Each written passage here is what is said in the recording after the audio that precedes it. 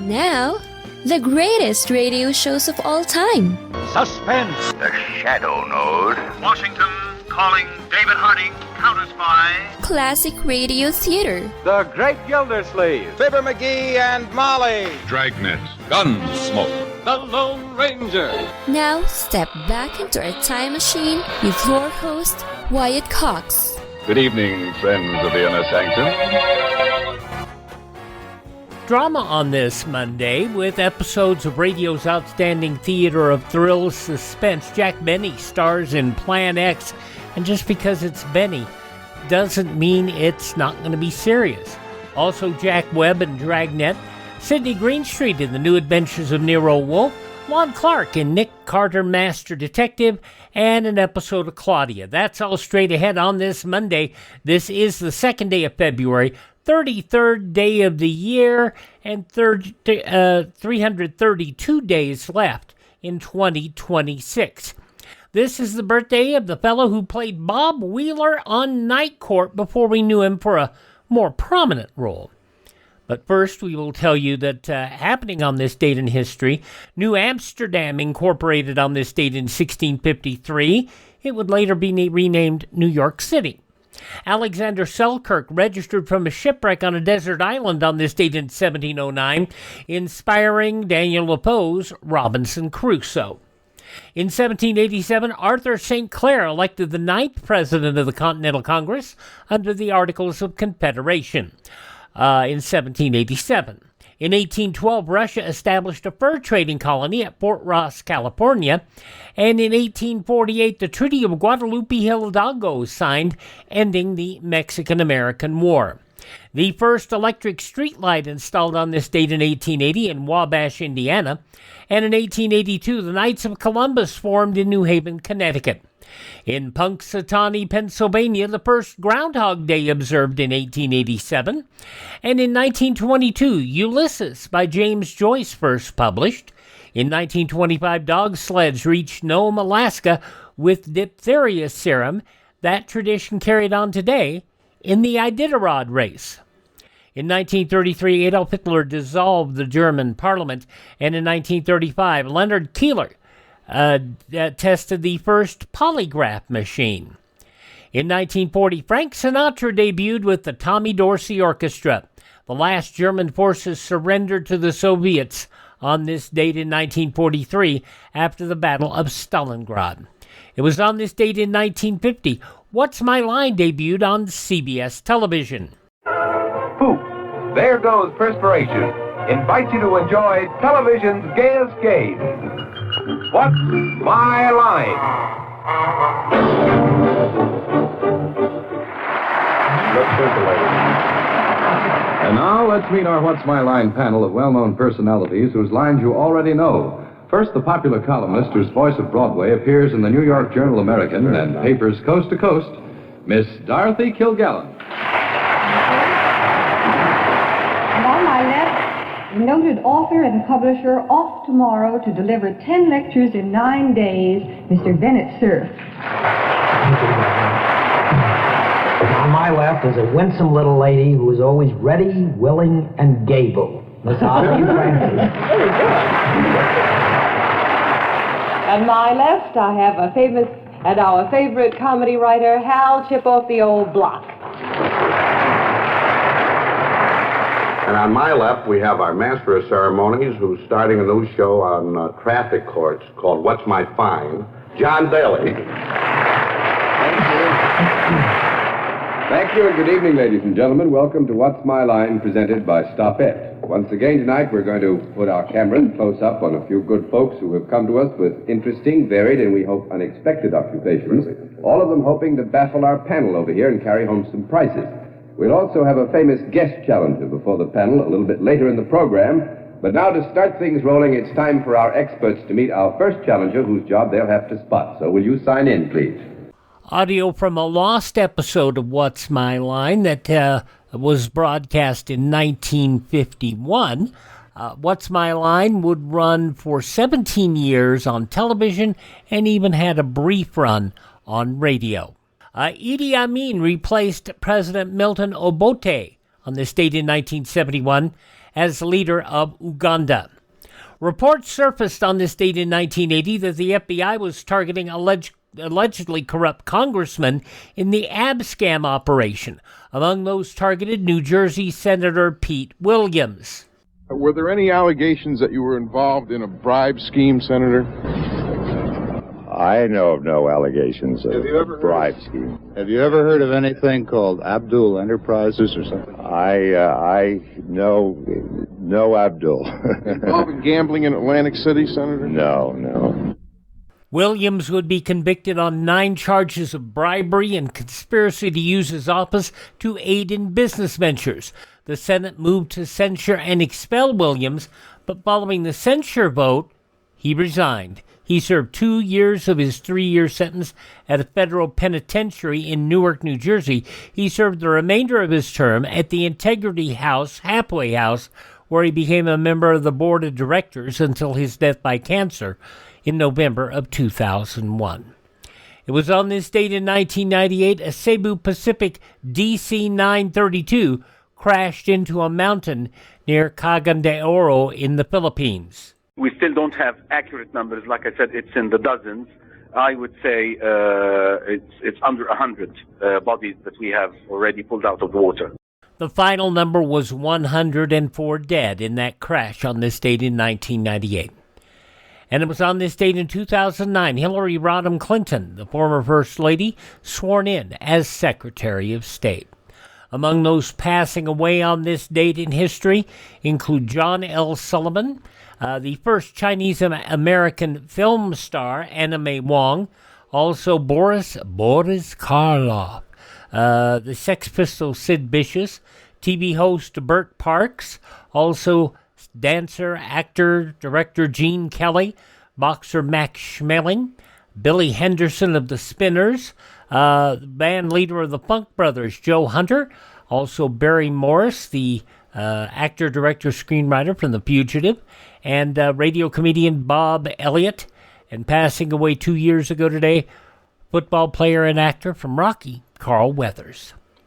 Birthdays on this date include James Joyce, the author, hotelier Howard Johnson. Yes, long before it was just a restaurant chain, it was Howard Johnson's.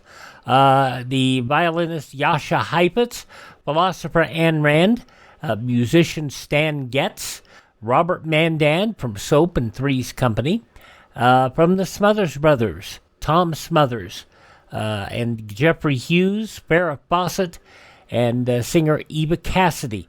All those folks born on this date, they have moved to perform on another stage. Hi, this is Jeff Foxworthy. It is now time for the birthday announcements. The following people are now officially older than dirt. Among those born on this date in history include Graham Nash, who turns 84 today. In this clip, he talks about how some people thought it was absolutely foolish to leave the Hollies. Yes, they did. They severely questioned my sanity. Because the Hollies were a bloody big group, you know. They've had lots of bloody hits and stuff, and #1 records and stuff, and you must be mad to give up the stability of that music, and, you know. Of course, they thought I was crazy. But I didn't. You see, I'd heard me sing with David and Stephen once, and that's all it took for me to know that there was something totally wonderfully exciting. See, that's one of the things that David Crosby really helped me with in the early days. When you write songs like Marrakesh Express and Lady of the Island and Right Between the Eyes, and everybody in the group doesn't like them and won't do them, right? It sort of shakes your confidence, and Crosby gave me back my confidence in my own material. And let's face it, the Hollies was a great group. But how many people of that age remember Crosby, Stills, and Nash? Or Crosby, Stills, Nash, and Young, which is what they became. Graham Nash, 84 years old today. We mentioned earlier the fellow who first became prominent as Bob Wheeler on Night Court. From that silly little comedy role, the actor became known as Data on Star Trek The Next Generation. Brent Spiner, 77 years old today, and in fact he carries on in the Picard miniseries. Dog the Bounty Hunter, Dwayne Chapman, 72 today. Christy Brinkley, 72. Colombian singer Shakira is 49. A man who is still very underrated as a wrestler. He performed in AAA in Mexico and Lucha Underground and the Florida Championship Wrestling, and never got his break until he got to AEW. And even there, I think he's still underused and underrated. Brian Cage, 42 years old today. And from HBO Max's The Flight Attendant and the Decameron on Netflix, Jaja Mamet is 38 today. Those just a few of the people celebrating the second day of February, Groundhog Day, as their birthday. If this is your birthday. Hi, we're the Four Freshmen, and we just want to say, Happy birthday to you! Sometimes the most powerful things are the most simple, and that's the case with Professor B's Digestive Aid. Pure honey, ancient apotheria, harnessed for natural digestive balance and relief. And it is gives you gentle digestive support. Developed for an individual going through cancer treatments, the Professor B's Digestive Aid gave the individual something they hadn't had, and that is digestive relief and the ability to fight back of the effects of cancer. And the Professor B's Digestive Aid helped them be able to maintain their strength because they were able to eat. Because let's face it, if your digestion's wonky, you don't want to eat. Well, this will help you with that. And check it out, Professor B's Digestive Aid, profbees.com. The link's in the promo code, and the promo code are both in the show notes. They're also at classicradio.stream. But if you just read it, decide you want to give it a try, because there is a money-back guarantee. If you don't like it, you get your money back. But if you use promo code Wyatt, W-Y-A-T-T, and you will do two things. You'll save 10%, and you'll support the podcast. That is at profbees.com, promo code Wyatt. Profbees.com, promo code Wyatt. Radio's outstanding theater of thrills, Suspense, the third of four performances of Jack Benny in Plan X.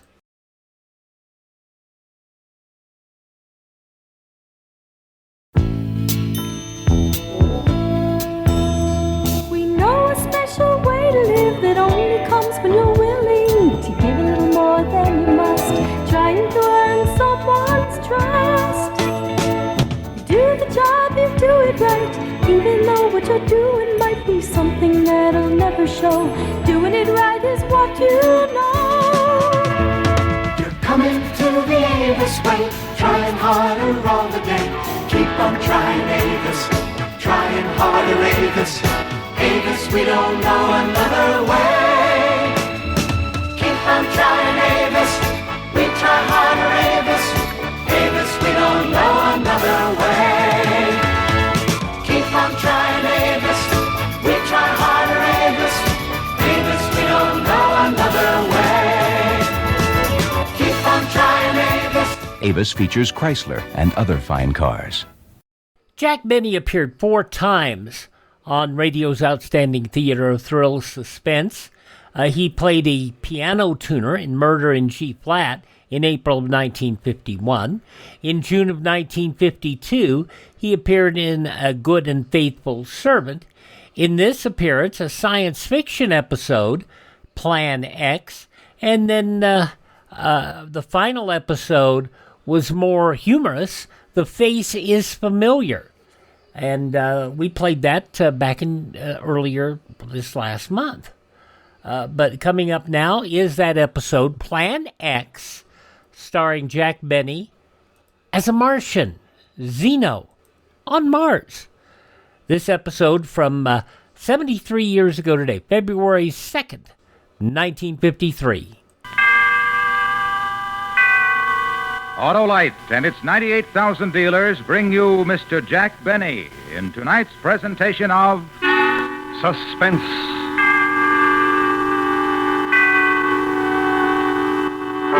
Tonight, Autolite, following a popular trend, anticipates the strange disappearance of experimental rocket ship Y-272B. The time, the year 2053. The place, the planet Mars. The star, Mr. Jack Benny.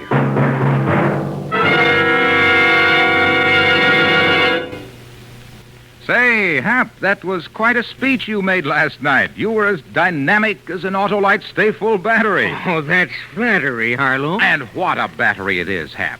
The Autolite Stay-Full is the power-packed pepster that needs water only 3 times a year in normal car use. I really don't deserve such praise, Harlow. Why not? That's the battery with the fiberglass retaining mats protecting every positive plate to reduce shedding and flaking and give the Autolite Stay-Full longer life, as proved by tests conducted according to accepted life cycle standards. I was really good, eh, Harlow? Oh, no one could do any better than to visit his nearest Autolite battery dealer, who services all makes of batteries.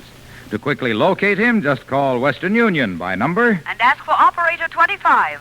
I'll tell you the name of your nearest Autolite battery dealer where you can get an Autolite Stay-Full. The battery that needs water only 3 times a year in normal car use. And remember, from bumper to tail light, you're always right with Autolite. And now, Autolite presents transcribed Plan X, starring Mr. Jack Benny, hoping once again to keep you in suspense.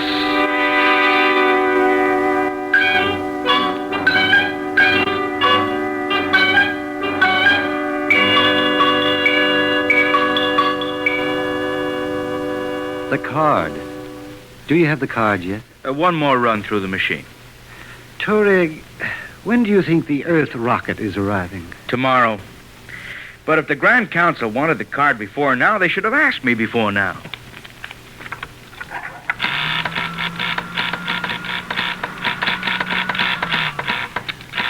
Is that it? Let me see it. Here. 13756. Zeno. Assembly line worker. Atomic escalator factory. Touareg, this is the man for the job? He has the specifications called for. An assembly line worker. Why, it's incredible. Incredible.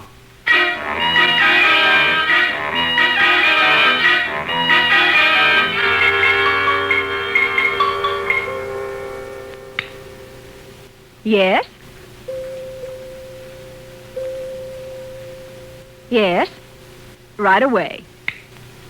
You may go in now, Zeno. The Grand Council is ready for you.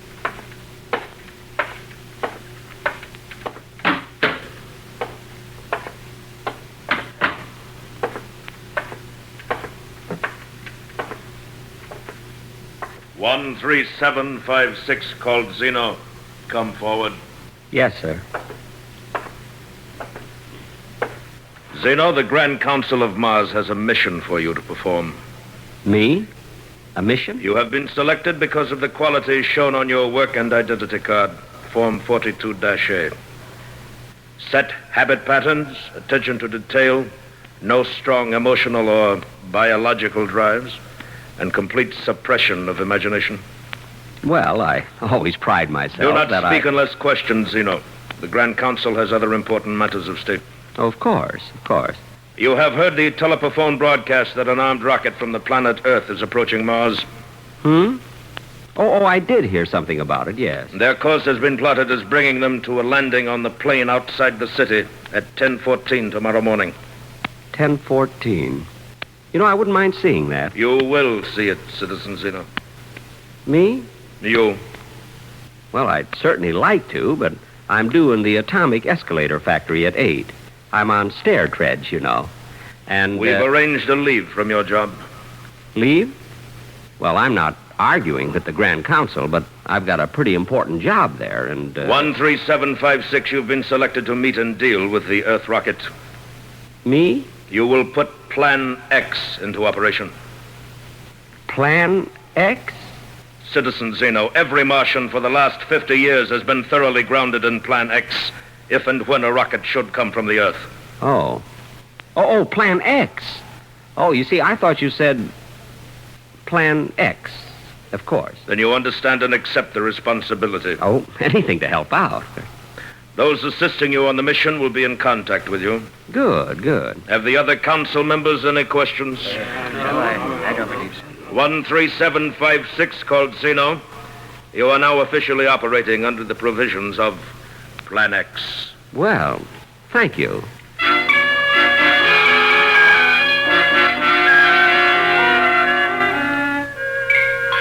I took the aerial transmission belt directly home.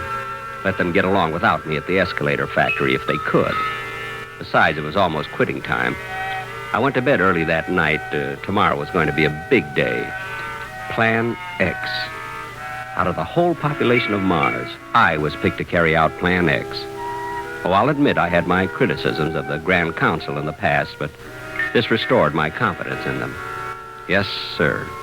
They couldn't have picked a better Martian.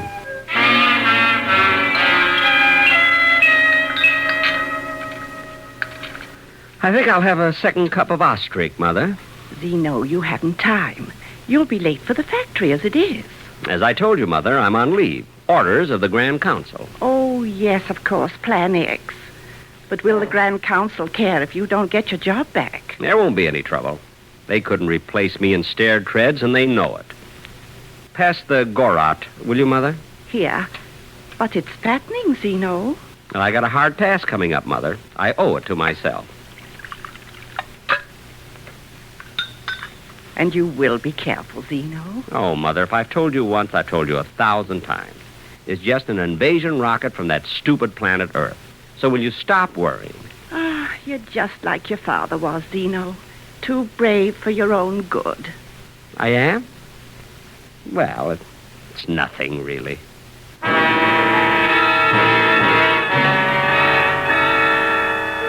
I took my time going over to the field where the Earth rocket was to land. I got there at 10, with not another soul around. Another few minutes, and I had my pocket radar screen working. Yep, the rocket was coming in, right on time. Then I could hear it out in space, and soon after that I could see it, bearing our first visitors from Earth. Gee, I was thinking they must be a brave crew. I almost felt sorry for them.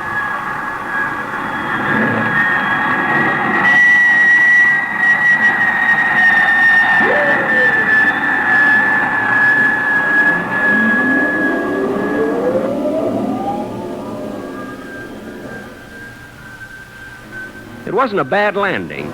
Not the greatest, but not bad. After another 10 minutes, a port in the side of the rocket started to swing open, and I walked over. If I do say it myself, I made quite an impression. Commander, look. Great Scott, what is it? Commander, I think we've met our first Martian. All right, keep back, everybody. Dr. Fielding and I will deal with it. Him, whatever it is. Hand me the Martian kit, Parker. All ready, sir? Come on, Fielding. We'll be ready for anything. Right, Commander. Incredible. Absolutely incredible. I'll try to talk to him. We Earth people, we friends. Friends? We come from out there. Oh, blasted Fielding, I feel like a fool. Let me try, Commander. We bring you presents. Here, we bring you beads, cloths of many colors. Take them. You wouldn't have something a little more conservative? Fielding, he speaks Esperanto. Incredible, incredible. Gentlemen, welcome to Mars. It's almost as if he was expecting us. Oh, yes, for some days now. Ever since you left Earth, as a matter of fact. You hear that, Fielding? Commander, we may very well be in the presence of a superior race. Well, thank you. You say you expected us? Everyone expected us? Oh, certainly. But you're here alone. Yes. Well, unfortunately, all other adult Martians are, shall we say, unavailable. For how long? Not wishing to pry, but how long are you staying? Well, they've taken to the hills, have they? No need to be afraid of us. No need at all. There's no one in your city over there? Mainly unavailable. But I'll be glad to show you around. Martian hospitality, you know. Amazing. Can we go right away, Commander? I'll get Connie. You can call her, Fielding, but we don't want to blunder into a trap. All right, men. All in. Parker, take 3 men and stay here for rocket guard. Yes, sir. Ready, Fielding? All set, Commander. Connie, I want you to meet our first Martian. Dr. Fielding, I don't believe it. Miss Morrison, this is, 13756. Call Zeno. Miss Morrison, this is Zeno. How do you do? Well, how do you do? Incredible. But he's almost handsome in a strange way. And he speaks our language. Maybe a trick of some kind. Expedition force, on to... It's a little difficult to pronounce. On to the city!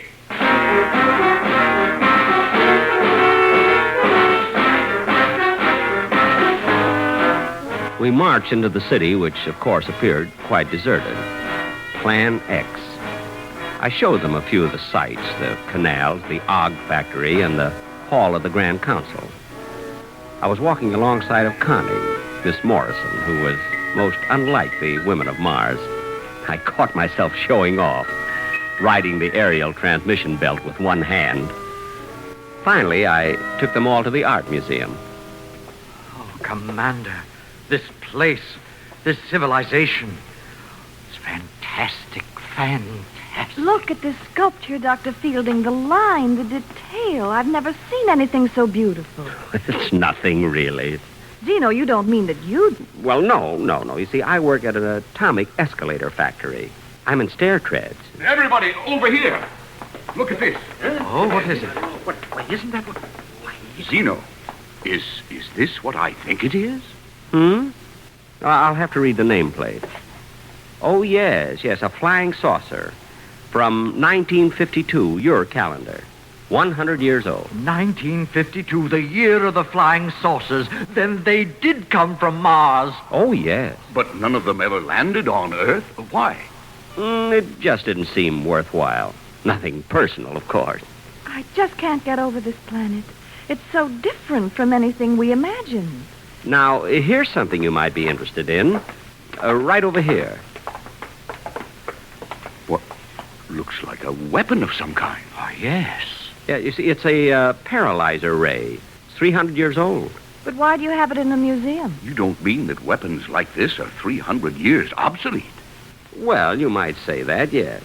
You see, no adult Martian has carried a weapon for hundreds of years. Well, why not? Why should we? But to defend yourself. Well, we just have no aggressive impulses, that's all. Well, if someone struck you, wouldn't you strike back? I couldn't. But it doesn't matter. No one could strike me. No Martian, that is. Yes. We've never had any trouble.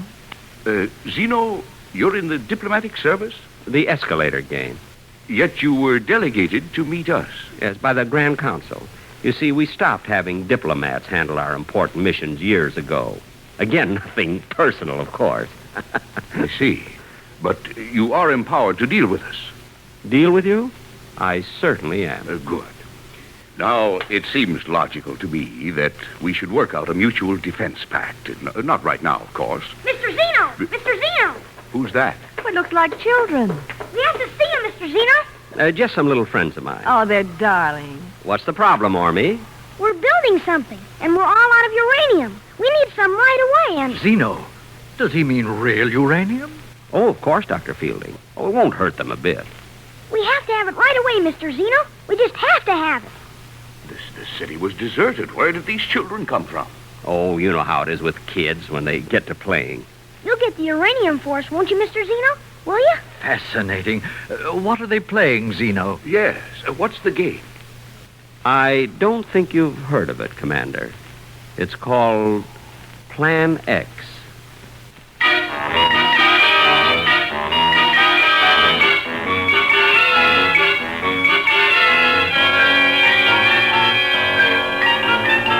Autolite is bringing you Mr. Jack Benny in Plan X.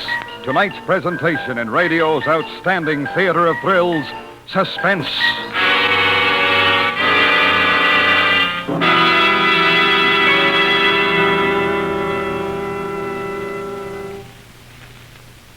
Say, Harlow, do you like to make speeches? Sure, Hap, especially about the Autolite Stay Full battery.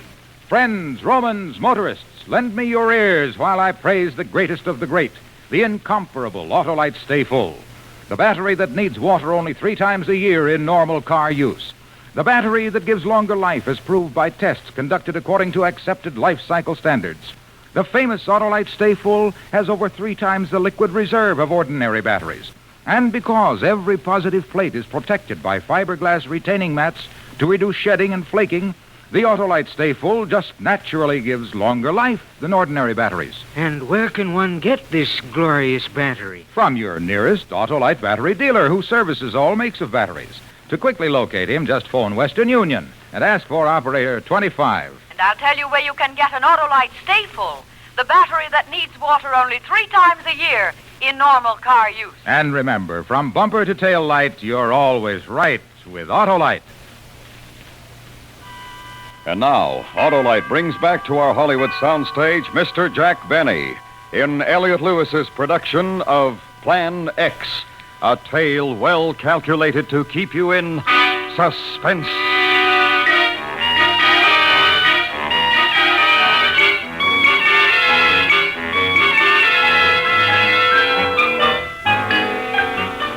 For the next week, I showed the Earth expedition around the city, signed a few treaties, and had several long conversations with Miss Morrison.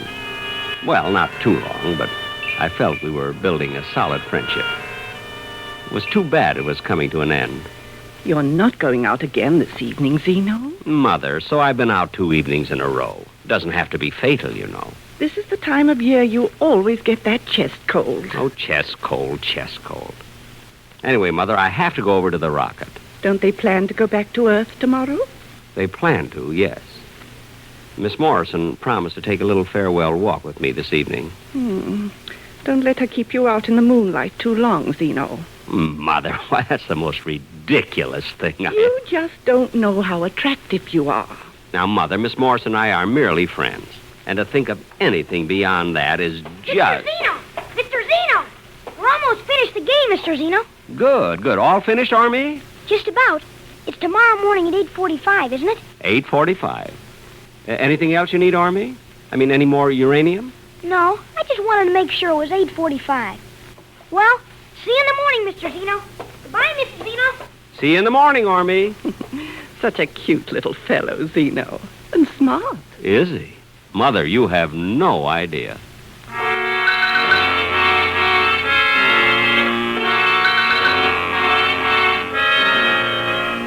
The Earth expedition was camped beside their rocket, getting ready for takeoff the next day.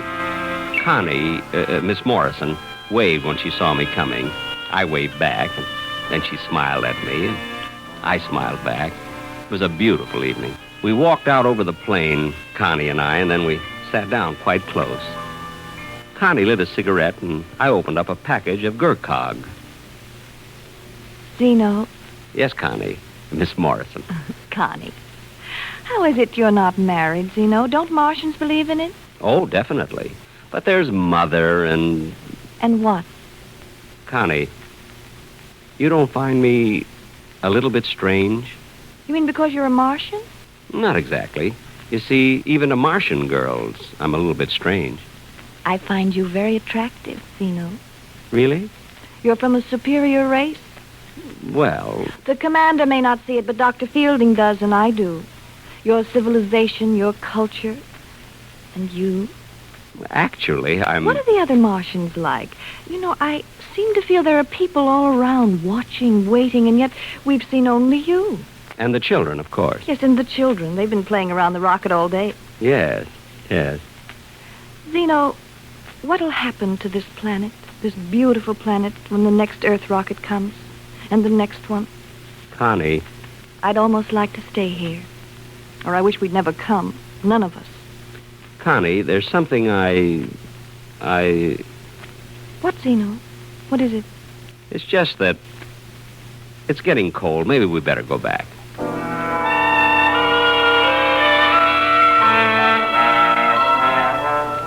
I walked with Connie back to the rocket, and then I went home. There was a message on the autophonopad. The Grand Council wanted to see me at once. You sent for me, gentlemen? 13756 called Zeno. You are nearing the completion of Plan X. I hope my work has been satisfactory. You were selected for certain qualifications, Zeno. Set habit patterns, attention to detail, no strong emotional drives. I remember, yes. You have assumed a responsibility based on those qualifications. I suppose you might put it that way. Are you still prepared to discharge that responsibility? Well, I think you might as well know that it's been my criticism in the past, as well as that of a lot of other taxpayers, that the Grand Council interferes entirely too much in the private lives of, well, what I mean to say... Are you prepared to discharge your responsibility? But about Connie, I mean Miss Morrison, isn't there some way... You know that there is not. Well, I suppose not, no. Plan X will then be completed. I assure the Grand Council, at 8:45 tomorrow morning, Plan X will be completed.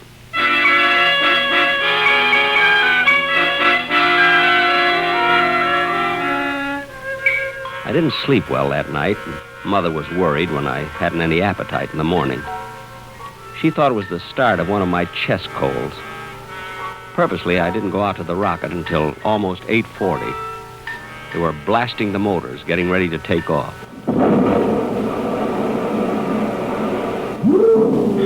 Zeno, I thought you weren't coming. I overslept, Connie. That is, I didn't really oversleep, but... The children have been here for an hour.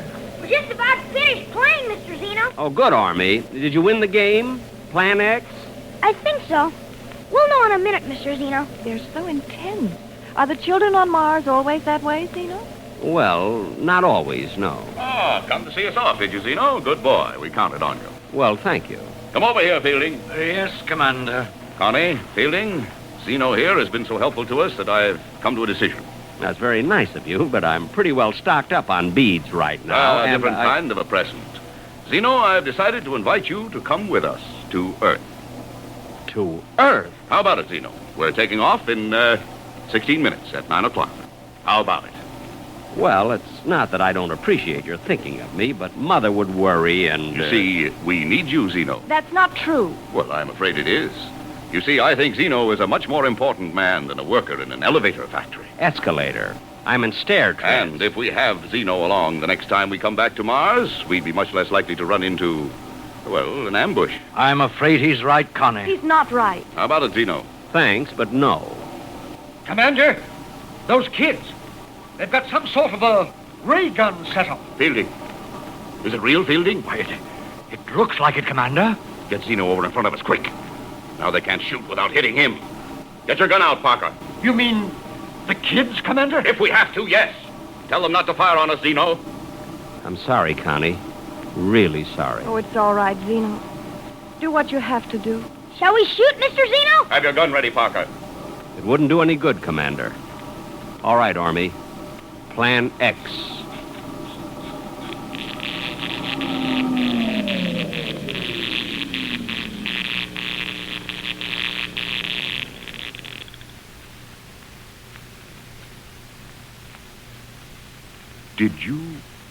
Did you fire, Parker? Me, sir? Fire a gun? Why, I couldn't. I couldn't do a thing like that. No, of course you couldn't. I don't know what made me ask. The rocket, its motors have stopped. Its motors have stopped, Commander. Well, we aren't going anywhere, are we? Someone said something about going back to Earth. Back to Earth? Oh, no. Of course not. Of course not. Everybody all right? What happened, Commander? What happened? Nothing, really. It's just that Army and his little friends built a maturity ray. It takes people who are, shall we say, less advanced and increases their IQ by several thousand years. That's amazing. Child's play. Zeno, do you mean to say... Commander, Dr. Fielding, Parker, Connie, permit me to congratulate you as fellow Martians. Utterly amazing. Connie. Look, here come the Martians. Our fellow Martians, thousands of them. They're coming to welcome us. Connie. Oh, look at them. Oh, they look so handsome, so intelligent, so... Connie. Yeah, excuse me, Zeno. I'll be back, Commander. I have to go to them. I'll be back.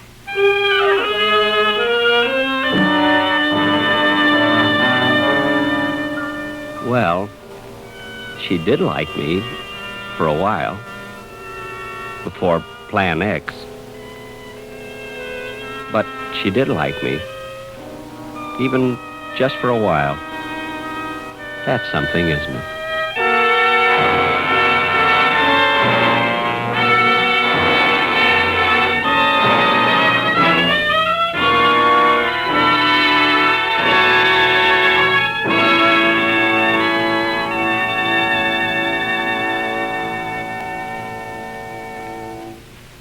Suspense, presented by Autolite. Tonight's star, Mr. Jack Benny. This is Harlow Wilcox again, speaking for Autolite, world's largest independent manufacturer of automotive electrical equipment. Autolite is proud to serve the greatest names in the industry. That's why, during the early months of 1953, as we did last year, the Autolite family will join in saluting the leading car manufacturers who install Autolite products as original equipment. Our Autolite family is a worldwide family and numbers among its members some 30,000 men and women in Autolite plants in the United States, Canada, and many foreign countries, and the 18,000 people who have invested a portion of their savings in Autolite, as well as thousands of Autolite distributors and dealers, and the many leading manufacturers who use Autolite products as original equipment. Our Autolite family will salute the Dodge division of Chrysler Corporation on the next Autolite Suspense program on television. If you live in a television area, check the day and time of Suspense so that you'll be sure to see this program.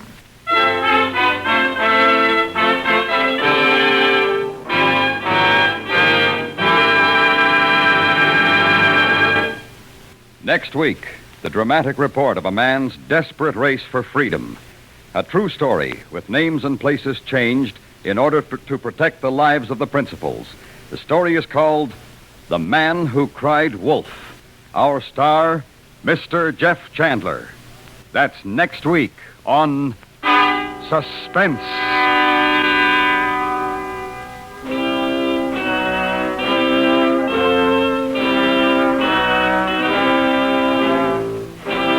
Suspense is transcribed and directed by Elliott Lewis, with music composed by Lucian Morowick and conducted by Lud Gluskin.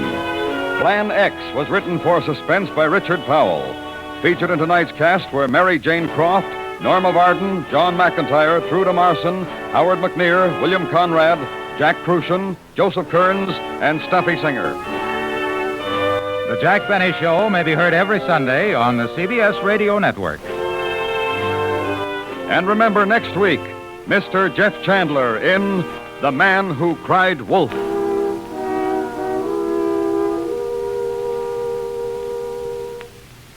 The 1953 March of Dimes has nearly passed by. If you haven't given your dime or dollar to help in the crusade against polio, why not do it now? Send your contribution to your local March of Dimes headquarters.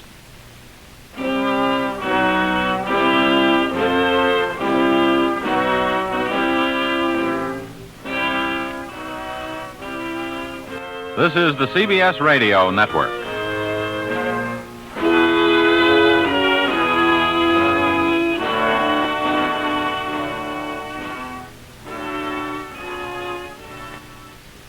And there you have it from 73 years ago, February 2nd, 1953. Suspense here on Classic Radio Theater with Wyatt Cox. Up next, Jack Webb, Dragnet, and the Big Filth.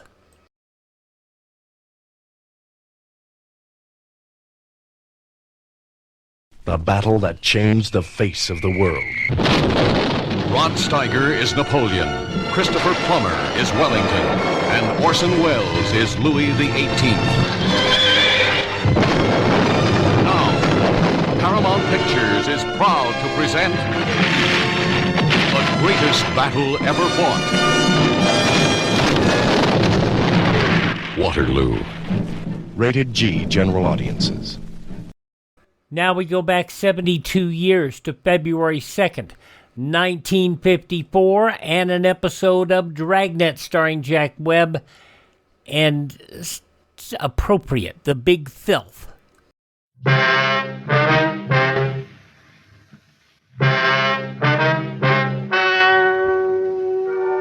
Ladies and gentlemen, the story you are about to hear is true. The names have been changed to protect the innocent. Dragnet is brought to you by Chesterfield, made by Liggett & Myers, first major tobacco company to bring you a complete line of quality cigarettes.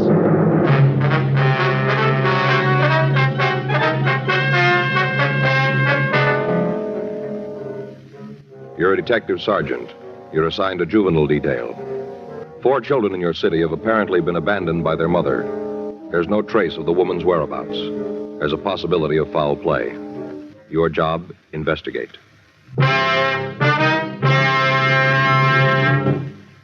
Today, you'll hear these 3 words everywhere.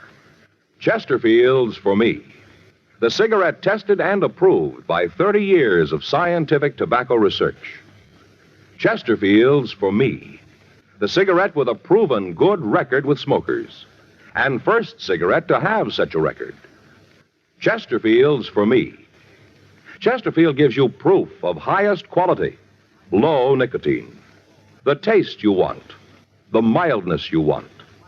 The Chesterfield you smoke today is the best cigarette ever made. And best for you.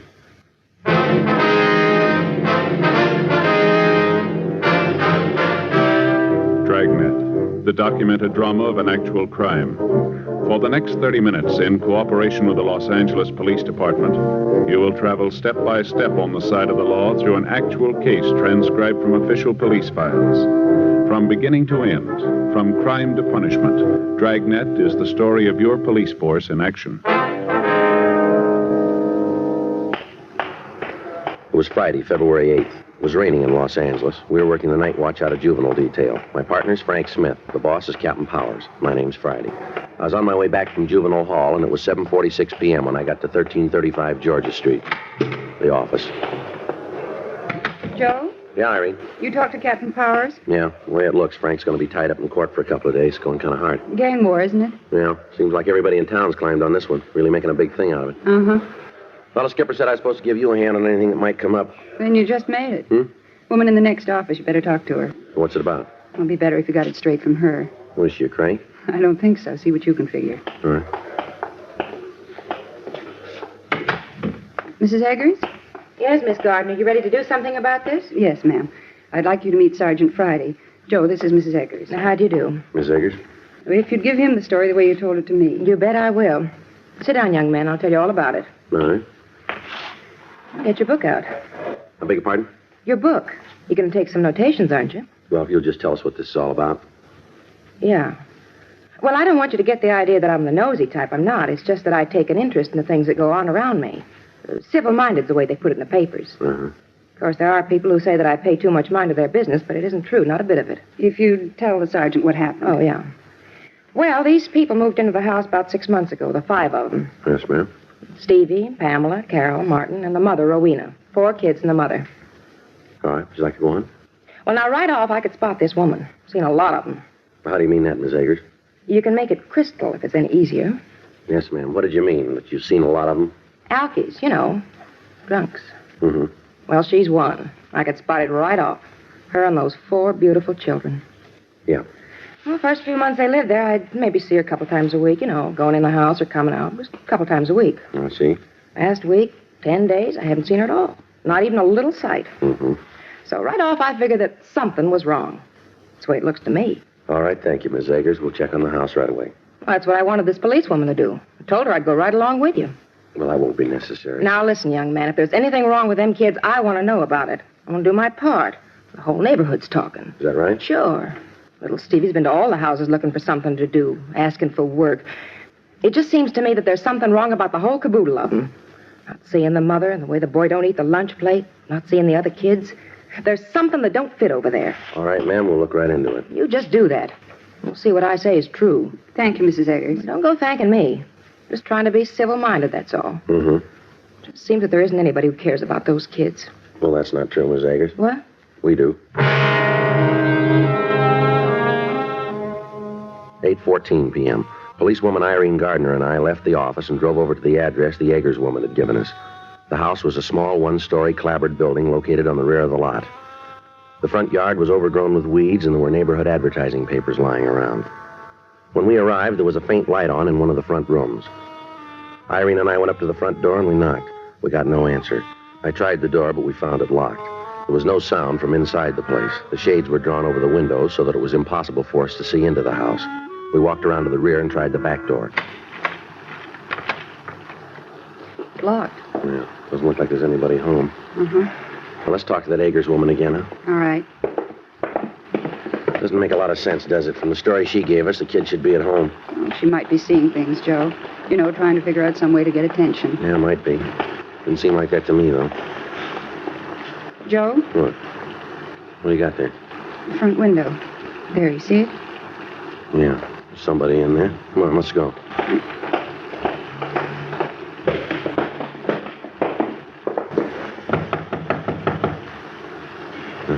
Try it again. Yeah. Not answering. Come on, open up in there. We know you're in there. Come on. Open the door. What do you want? Police officers, let us in. There's nothing wrong. Go away. No, we can't do that. Now, come on, open up. Who are you going to arrest? Nobody. We just want to talk to you. You sure that's all? That's right. Okay. Just a minute. What do you want? You Pamela Telford? I haven't done anything wrong. Well, we didn't say you did. Then what are you doing around here? What are you looking for? Is your mother in? What? Is your mother home? Well, yeah, she's here. Well, we'd like to see her if it's all right. You can't. You can't see her. Well, I'm afraid we're going to have to. She's lying down, asleep. That's why you can't talk to her. Well, what's the matter, little girl? Nothing. Why'd you ask something like that? Don't you think you better let us in? We're going to have to talk to your mother. But she's asleep. She's tired. You can't talk to her. You can't. Now, come on. You want to go in and wake her up? There's some things we've got to talk to her about. I wonder if we could come in. It's kind of wet out here. How about it?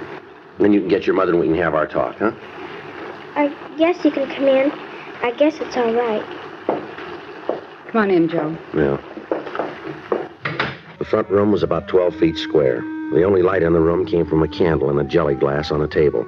The only furniture in the place was the table that held the candle and a torn artificial leather and chrome couch. The floor was covered with paper, rain-soaked cardboard boxes, and dirty clothes. At a half a dozen different places, drops of dirty water were seeping through the roof. The water was being caught in empty tin cans that had been placed around the room. To the left was a door to a bedroom. In it, in a wooden crib, were 2 children. From the descriptions we'd gotten from the Eggers woman, we recognized them as Martin Telford, age 4, and his sister Carol, age 2. As soon as the children saw Irene and me, they hid their heads under the dirty blanket that covered the crib. There was nothing else in the room except a dirty mattress lying on the floor in one corner. From the appearance of the bedding, it hadn't been laundered or changed in at least 3 weeks. On the other side of the house, a small kitchen was piled high with dirty dishes, pieces of rotting food, and empty tin cans. The plumbing in the house had apparently been out of order for several weeks. While Irene and I looked over the house, the girl who'd met us at the door, Pamela Telford, followed us. When we got back to the front room, she started to cry. All right, you want to tell us where she is?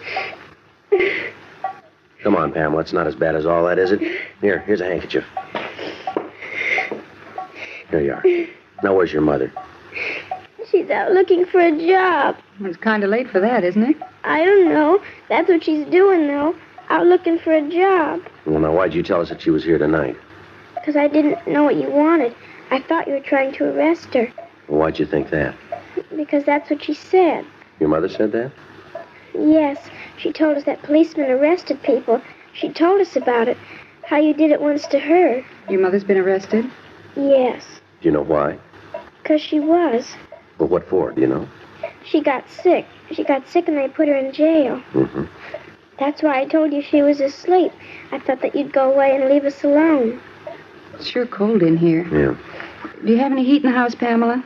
There's a heater in the bedroom. Oh, I'll turn it on. Good. It doesn't work. What? The heater doesn't work. Marty was playing one day and he broke the little rods in it. It doesn't work anymore. Well, we should be able to get some heat out of it. No, you won't. There isn't any gas. They turned it off. Uh-huh. Well, I think maybe you youngsters better come downtown with us, don't you think? Why? Well, it'll be warm down there, a lot more comfortable for you. We can't go. We gotta wait here. That's all right, Pamela. We'll leave word for your mother where you are. Maybe that's your mother now, huh? No, it's Steve. Who are you? He's a policeman. What do you want? There's nothing wrong here. Nothing for you to come butting in for. We want to see your mother, son. She hasn't done anything. Why don't you cops leave her alone?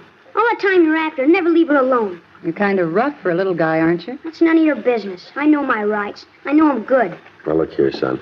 We're going to take you downtown and give you a good meal, just until we can talk to your mother, that's all. Then you're gonna bring us back? Well, we'll see. How about Marty and Carol? You taking them too? Yeah. Gonna give them something to eat? Yes, that's right. Okay, we'll go with you. Just for tonight, though, that's all. Just for tonight. You understand? Yeah. Oh, and another thing. Yes, what's that? We're paying our own way. I've got money. Anything you give us, we're gonna pay for. Well, you won't have to do that, son. Well, I'm going to. We don't need charity. We're getting along all right. Everybody has a little rough luck now and then. Everybody. Mom tries. She really does. She's been looking for a job for a long time. Uh-huh. All right, Steve, you want to help get the others ready to leave? I'm not sure we can go. Well, I'm afraid you're going to have to, son. All right, but just for tonight. But the only reason is that I want Marty and Carol and Pamela to have something hot to eat. There's something wrong with the stove, so we can't cook on it. That's the only reason we're going. Just because there's something wrong with the stove. The gas is turned off. No, it isn't. It just don't work. But whatever we eat, whatever we get, we're going to pay for it. I've got the money. Well, no, I told you once before that won't be necessary. Well, it is, too. We're not taking any charity. We've never taken any. We're not going to start now, either. Anything that's done for us is going to be paid for. Yeah, I guess that's right, Steve. Huh? It'll be paid for.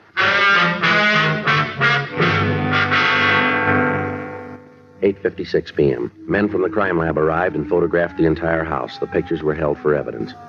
A search of the house showed that there was no food for the children. In a cardboard box in the bedroom under a pile of toilet articles, we found a photograph of a man and a woman taken at what appeared to be a beach photographer's. Irene and I checked through the rest of the house, but we found nothing that would indicate where the mother of the 4 Telford children had gone. The youngsters were taken to juvenile hall, bathed, given clean clothes, and fed. At first, Steve Telford refused to eat anything until he was assured that his 2 sisters and his brother were being given the same kind of food. After the boy had finished eating, Irene and I talked to him. His previous uncooperative attitude had changed, and he seemed anxious to help us find his mother. This is the longest she's ever been gone. I'm beginning to think there might be something wrong. Well, when'd you see her last, Steve? This is Friday, isn't it? Yes, February 8th. Uh-huh. It was last Tuesday, then. You mean this week, son? No, a week ago. A week ago Tuesday. Well, what did she say when she left? Just like always.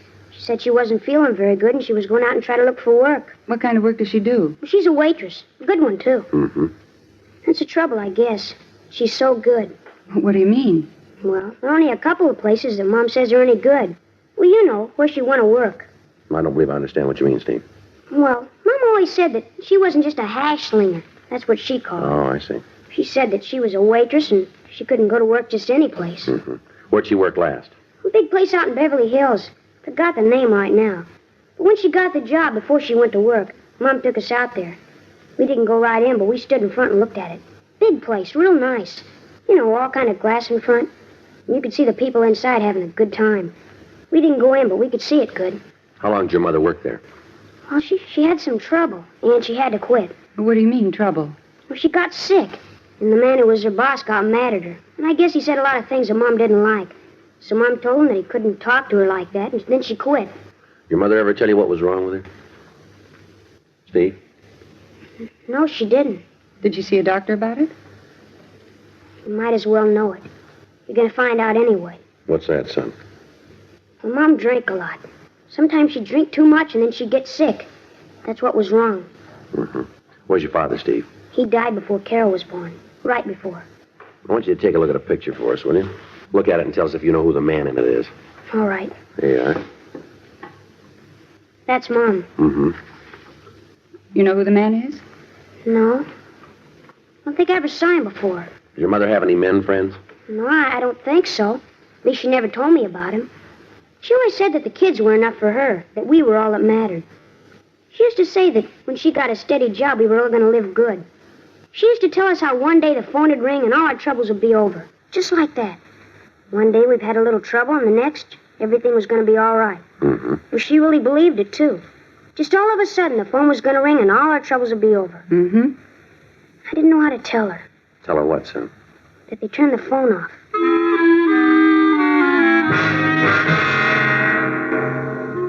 We had the name Rowena Telford checked through R&I.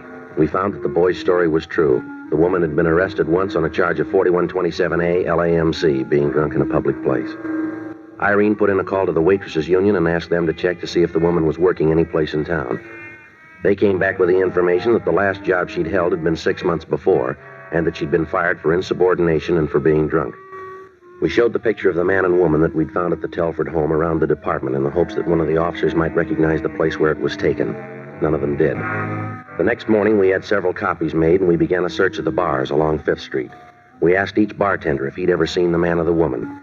In the first 4 places we checked, we got yes answers to the query about the woman, but none of the people we talked to could tell us anything about the man in the picture.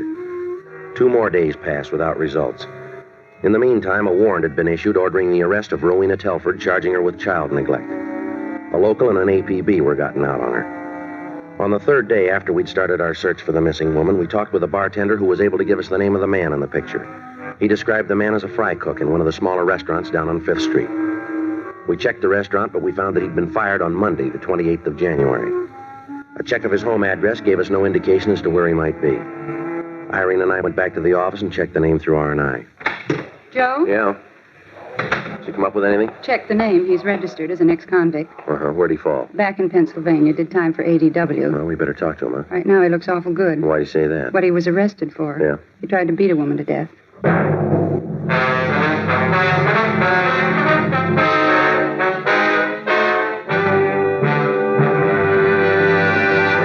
You are listening to Dragnet, the authentic story of your police force in action. Meet Peter Lynn Hayes and Mary Healy, America's favorite husband and wife comedy team. They are typical of smokers everywhere who are saying, Chesterfields for me. Mary says, I've smoked regular-sized Chesterfields for about 7 years. Guess that ought to prove how I feel about Chesterfield's taste and mildness. Peter says, Chesterfields for me, too. Far as I'm concerned, King is the only size, and like Mary says, Chesterfield is the only cigarette. Either way you like them, I'll bet you'll find Chesterfield is best for you. Yes, smoke America's most popular two-way cigarette. Regular and king-size Chesterfield. The best cigarette ever made, and best for you.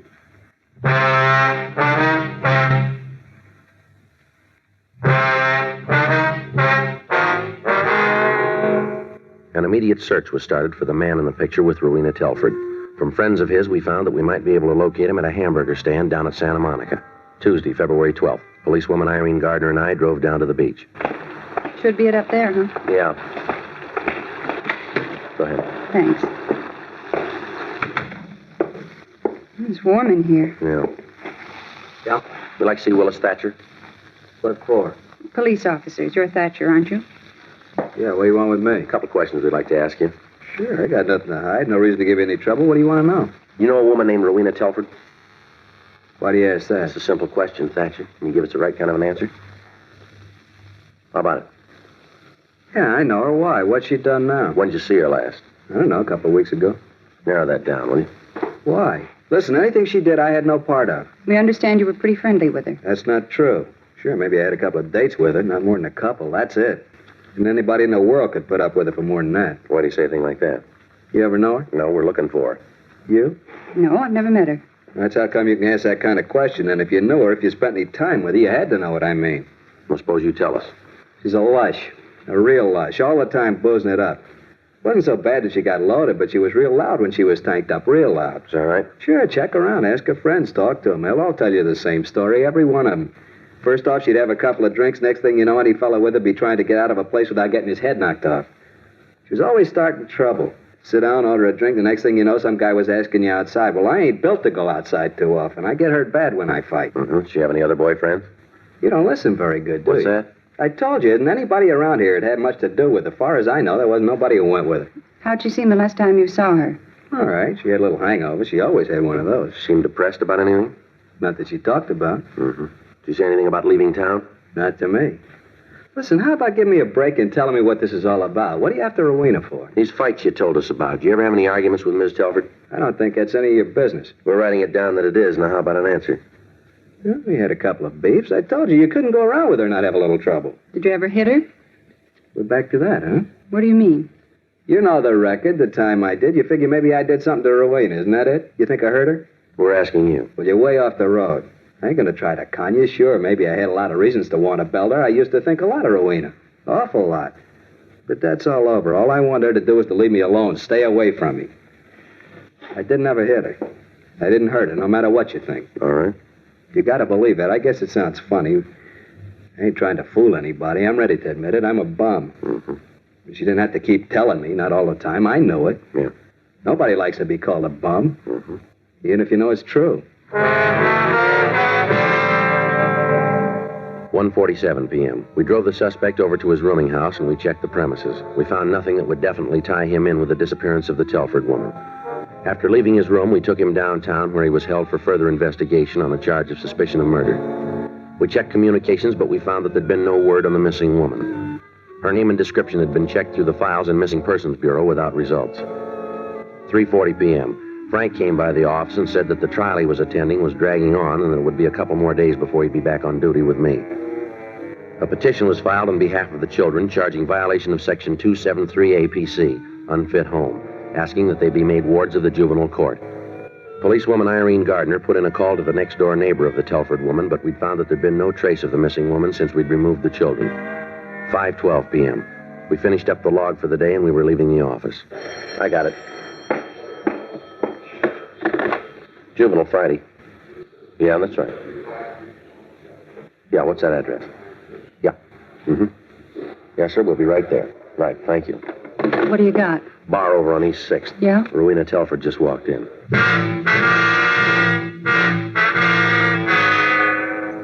The bartender was one of those that we'd questioned when we first started our investigation. At the time, he knew the Telford woman, but he said that he hadn't seen her for several weeks. On the phone, he told me that she just walked into his bar. Irene Gardner and I left the office and drove over to the East 6th Street address, but the woman had just left.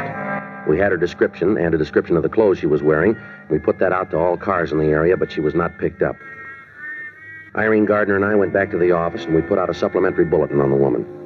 At 8:14 p.m., we got a call from the woman who'd made the original complaint, Mrs. Crystal Eggers. She told us that the Telford woman had just walked into her own home.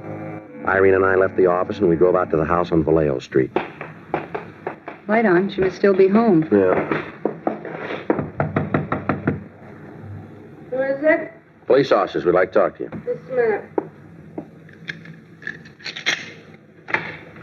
It's about time you got here. You got them yet?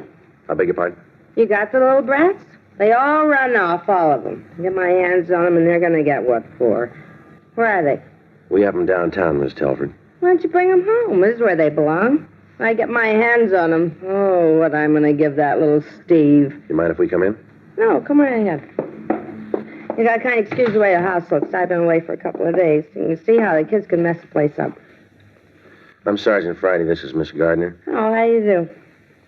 Would you like to sit down? No, that's all right. How come you didn't bring them back? They're being held in juvenile hall, Miss Telford. For what? Well, when we found them, they were suffering from malnutrition. This place here, it's not fit for youngsters. Oh, so you just took them out and put them in a home, the way it is? Yes, ma'am, that's the way it is. Well, you've got your nerve. You really have. What? You coming in here and breaking up a home like this. You ought to be ashamed of yourself. We have a warrant for your arrest. Me? Yes, ma'am. Now, you listen to me, cop. You've got no right to come in here and break up my home. I know all about you cops. All about you pussyfooting around trying to make everybody think you're so good. I know you for what you are, and I'll tell you this. Yes, ma'am, what's that? You better get those kids back here fast. You hear me? You get them back here fast, because if you don't, I'm going to sue you and her and the city for every dime it's got. I'll take this to any court in the country I have to, but I'm going to get my kids back. You ain't half as good as you think you are. You want it plain, real plain, so you can understand it. You stink, that's what. All of you stink. All right, ma'am, I think that's enough of that. Where have you been for the last 2 weeks? It was the most terrible thing that ever happened to me. To anybody. He told me he loved me and said we was going to get married. I thought it'd be nice for the kids. That's what I thought, for the kids. And we was going to drive down to Mexico and get married. It was all nice. Mm-hmm. And everything was going nice. And I gave Stevie a couple of dollars and told him to take care of things. And then we left and drove all the way to San Diego without stopping. And then we had some lunch on the way to get married. And we had a couple of drinks just to make the food taste better, that's all. Then all of a sudden I got sick again. And he walked out on me. Left me right there in the bar all by myself. And all the promises he made to me, all the things we was going to have, and all of it, just a lot of lies. As soon as I get a little sick, he just had a couple of drinks. He walked out on me. Left me right there all by myself, you know. Mm-hmm. All by myself. I didn't have no money. No way to get back. What was I going to do? I believed him. I really thought he was going to marry me. I believed all he said, how things were going to be better. I believed it all. The dirtiest trick I ever heard of, walking out on a girl like that. A dirty trick. I got one to beat it. Hmm? The one you pulled on your children.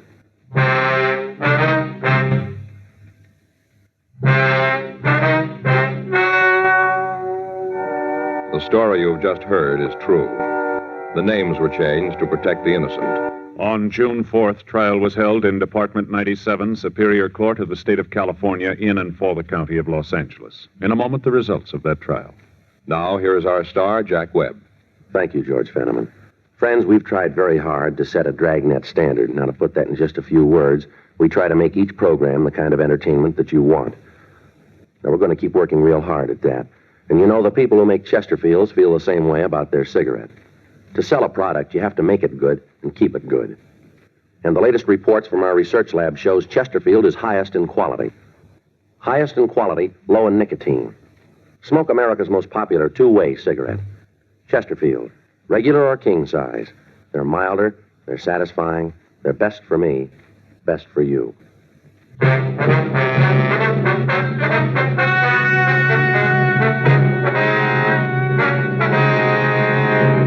Rowena Esther Telford was tried and convicted of violation of Section 273A PC, endangering the life and safety of a minor, which is punishable by imprisonment in the county jail for a period of not more than 1 year.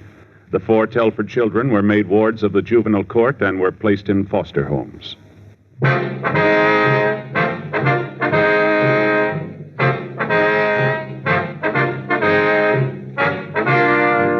You have just heard Dragnet, a series of authentic cases from official files. Technical advice comes from the Office of Chief of Police W.H. Parker, Los Angeles Police Department. Technical advisors, Captain Jack Donahoe, Sergeant Marty Wynn, Sergeant Van Sprasher. Heard tonight were June Whitley, Sammy Ogg, Virginia Gregg. Script by John Robinson. Music by Walter Schumann. Hal Gibney speaking. Watch an entirely different Dragnet case history each week on your local NBC television station. Please check your newspapers for the day and time. Chesterfield has brought you Dragnet, transcribed from Los Angeles. Filter tip smokers, this is it. L&M Filters. The one filtered cigarette with plenty of good taste and a pure non-mineral filter. You get effective filtration because only the L&M filter contains the miracle product alpha cellulose, entirely pure, harmless to health. You get much more flavor, much less nicotine. It's the light and mild smoke. Yes, this is it. As Ann Sheridan puts it, L&M filters are just what the doctor ordered. Today, buy L&M filters.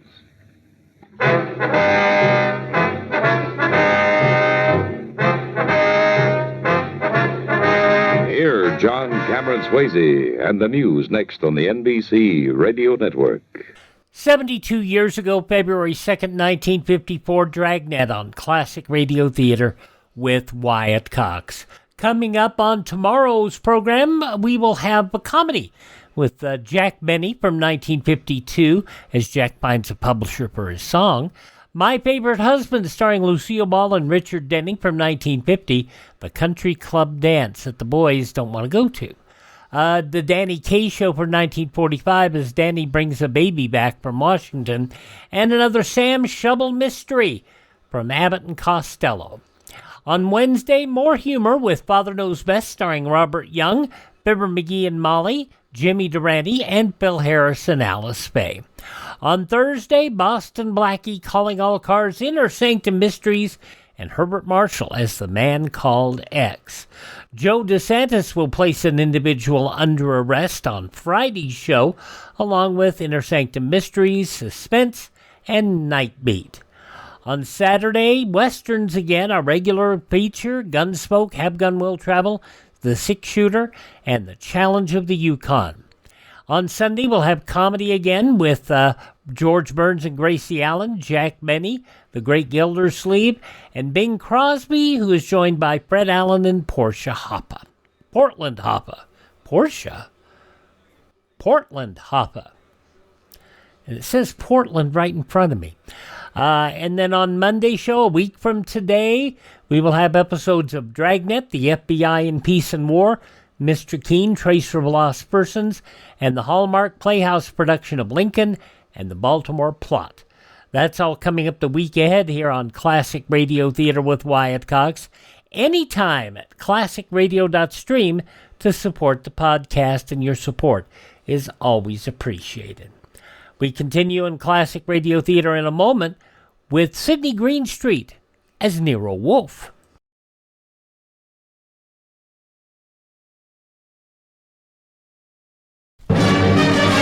C. Woody Allen beat a man insensible with a strawberry. See Diane Keaton become Marlon Brando before your very eyes. Watch as Woody battles a giant chocolate pudding to the death. Thrill as Woody and Diane attempt to kidnap a nose. Woody Allen and Diane Keaton in Sleeper from United Artists. Rated PG. Parental guidance suggested. Yeah, I did find some new old commercials. So some of them are good commercials and some of them are quite silly. Now, Sydney Greenstreet in one of his last roles before his passing, The New Adventures of Nero Wolfe. 75 years ago, February 2nd, 1951, the case of the Vanishing Shells. Ladies and gentlemen, the ringing of that phone bell means mystery, adventure. Nero Wolfe's office, Archie Goodwin speaking. Mr. Wolfe? No, he isn't. Huh? Oh, well, for you, maybe he is. I'm not here. Oh, yes. He's always here. I've gone out. No. He seldom ever goes out. I won't start on anything tonight. Oh, sure, he'd love to start on a case tonight. What's your name? Oh, that's a beautiful name. Address? Archie, it's another woman hang-up. No, honest. I'm not Mr. Wolfe, but I'm his agent. Yeah, I'll be right over, miss. Goodbye. What's her trouble? Where are you going? Well, she said she's received some threatening notes and she's afraid to leave her hotel. So long, boss.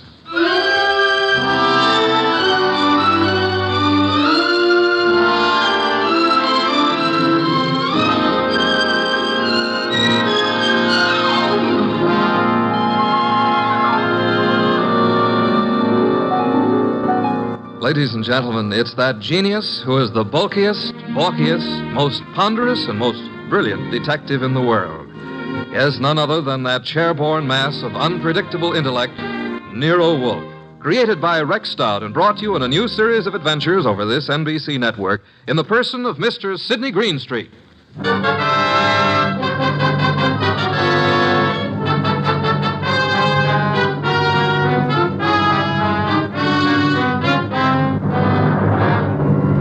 We prefer to call tonight's story The Case of the Vanishing Shells. It didn't seem to be difficult at first, but, well, I'm not a stupid individual, but so often I allow myself to become mesmerized by beautiful women.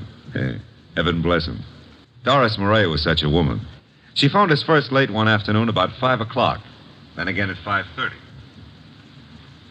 Very well, Mr. Goodwin, but I would prefer to see Mr. Wolfe. Well, I said I'd be there at 6, Miss Murray. I don't want to talk any longer on the phone. Please hurry. There's someone at the door. I'll see you in the cocktail lounge at your hotel. At 6 o'clock. That's half an hour. Don't fail. Who is it? Emil Stoner. Oh, come in, Emil. You got my call, darling. Here, let me take your briefcase. I'll just put it here on the piano, Doris. I'm terribly upset about those threatening notes, darling. I know it's upset you, too, but I'm determined to find out who it is.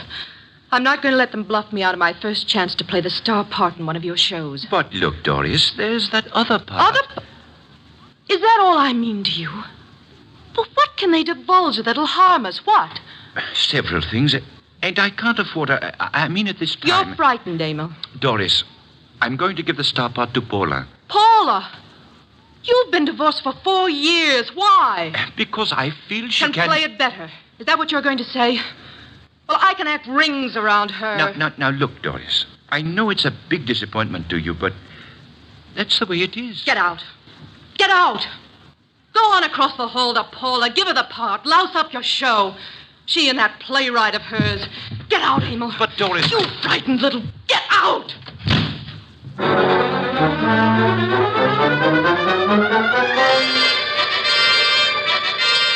I believe, Mr. Wolfe, you're making a great mistake in not coming along. Indeed.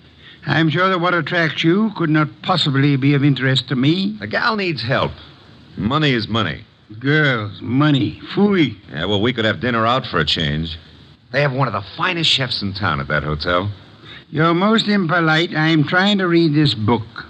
Poetry. Archie. Yes, sir? Shut up. But we need money. That filthy green cabbage is necessary to our existence. This may be a tough case, you know. You're sufficiently intelligent. Sometimes. If I sat around like you do, I'd weigh 500 pounds, too. Archie, leave the room. Besides, it's only 300. What a way to run a business. Orchids, beer, books. Don't keep the charming client waiting. Okay, I'm going. And always remember there is a telephone.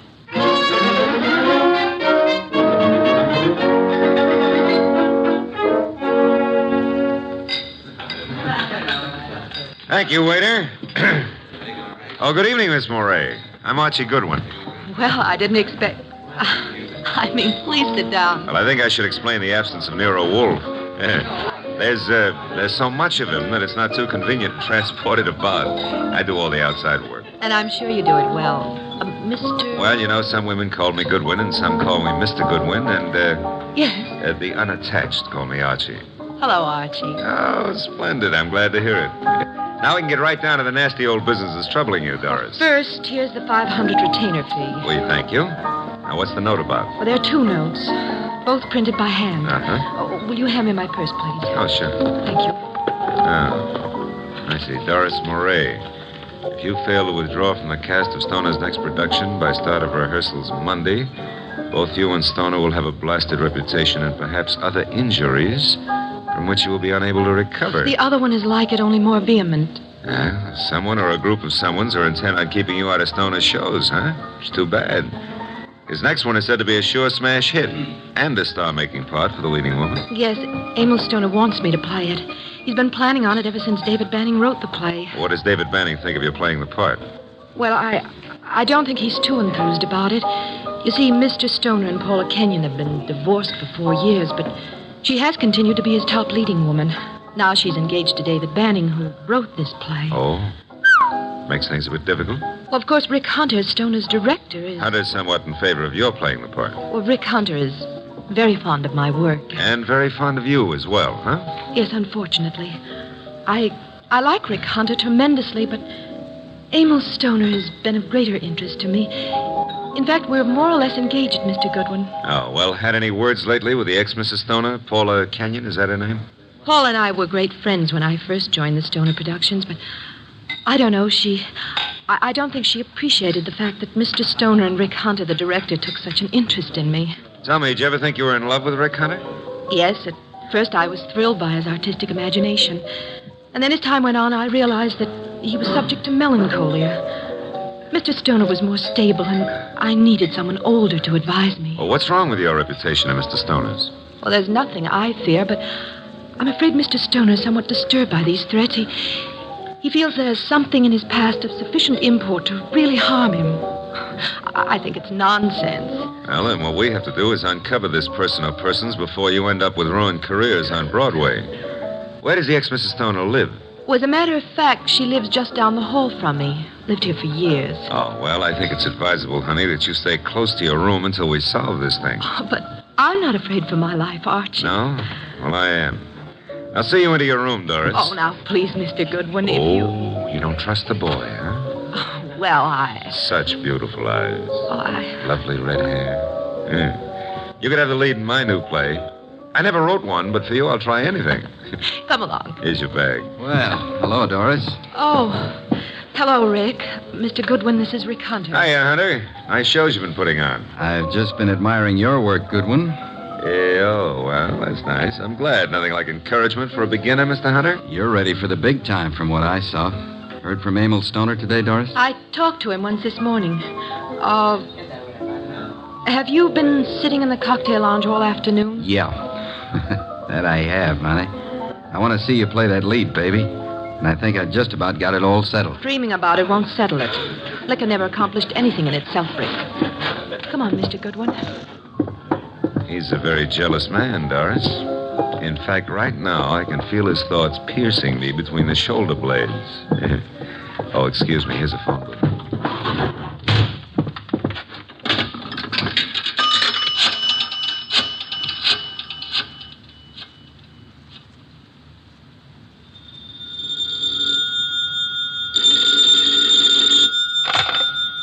Yes, Archie? How do you know it's Archie?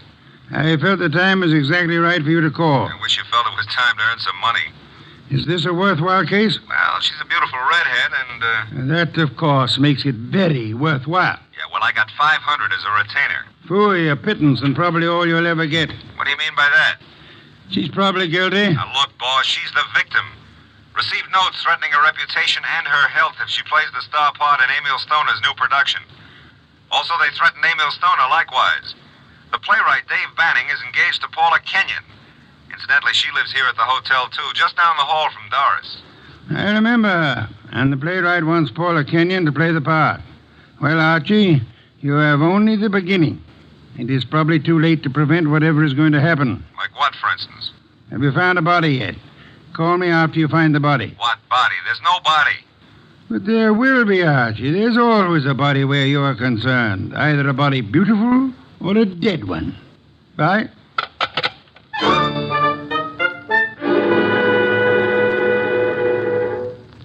Thanks for seeing me to my room, Archie. Oh, I'm not stopping here, Doris. I'll take a look inside. But I'm not... Oh, I insist. Part of my job, you know. If I fail to take every precaution, Mr. Wolfe would never... Well, look in that chair. Emil. Emil? Emil Stoner? Oh, 3 red dots on his shirt front. Doris, hold on. I'm all right. Yes, I'm all right. All right, sit down. That's it. Oh. Now, let's see. The body's still warm. What's this crumpled in his left hand? A horoscope. Between the fingers of his right hand, an unlit cigarette. Monogram PK. Paula Kenyon. This horoscope is for March. Something he picked up from your desk here? I don't believe in astrology. Where'd he get this cigarette with Paula Kenyon's monogram? Poor Emil. Poor Emil. I didn't believe anyone would really harm us. Oh, why was I so stubborn? When did you see him last? Please, shouldn't we do something? Call the police? No, not yet. When did you see him? Why, I saw him this morning. I'm so shocked I can hardly think clearly. Doris. Yes? There's a briefcase here on the piano with a newspaper on top of it. What? Oh, it is. Yes, it's Emil's. He must have left it here this morning. That's strange. Emil Stoner was bald, but...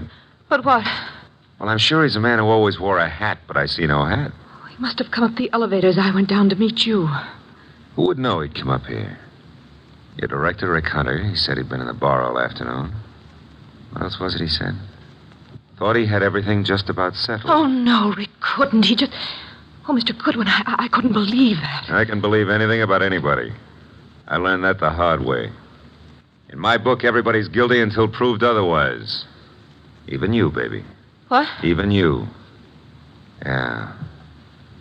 A Herald Tribune newspaper. Are you sure you haven't seen him since this morning, Doris? What are you doing? Absolutely nothing. Someone came in here and shot him. Call the police. I insist. Maybe What? I did leave my door unlocked. Why did I do that? Well, they couldn't have opened the door otherwise, could he? No. Give me the check room, please. Oh, hello. Do you know Mr. Emil Stoner, the producer? You do? Well, tell me, did he check his hat with you this afternoon or this evening? He didn't, huh? All right, thanks. He must have carried it up here to this floor. Doris, do you have a gun? I own a gun. A small .25 automatic. But it's not here. Where is it? I had the handle repaired, and it's been in my dressing room for a week or two. I hate to do this, Doris, but I'm going to move the body away from the back of that chair. There. Yeah, 3 wounds. 1 bullet went through the upper part of the chest, out the middle of the back. I'd say right through the heart. By the angle of the wound, he was shot while sitting down. Please, Mr. Goodwin, must we stay here? I want to give this room a thorough going over. We'll go down to the lobby. I want to use that phone booth again. And Doris, I hope... I know what you're going to say. You hope that gun of mine... is still in your dressing room at the theater.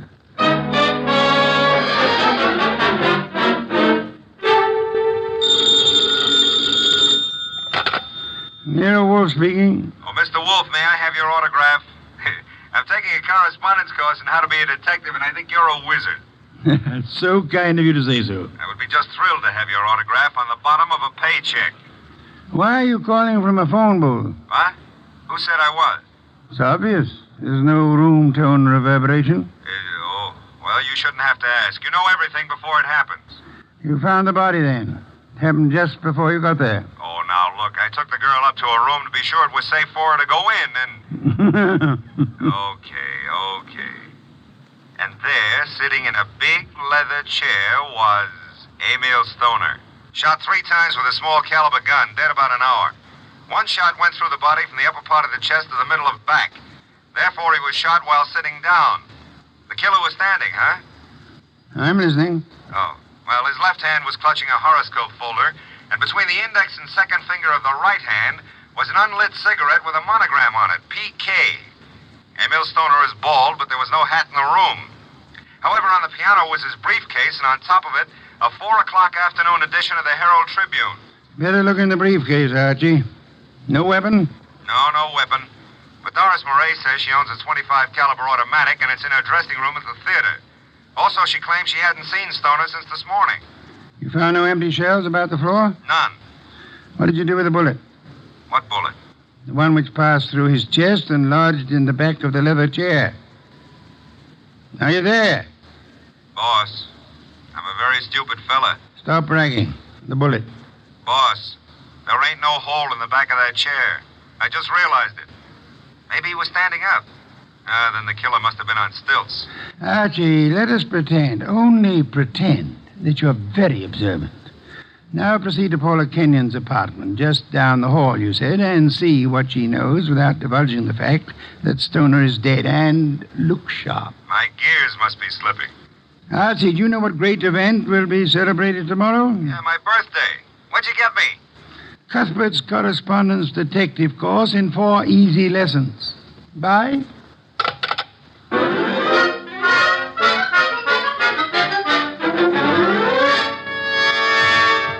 This is Paula's apartment.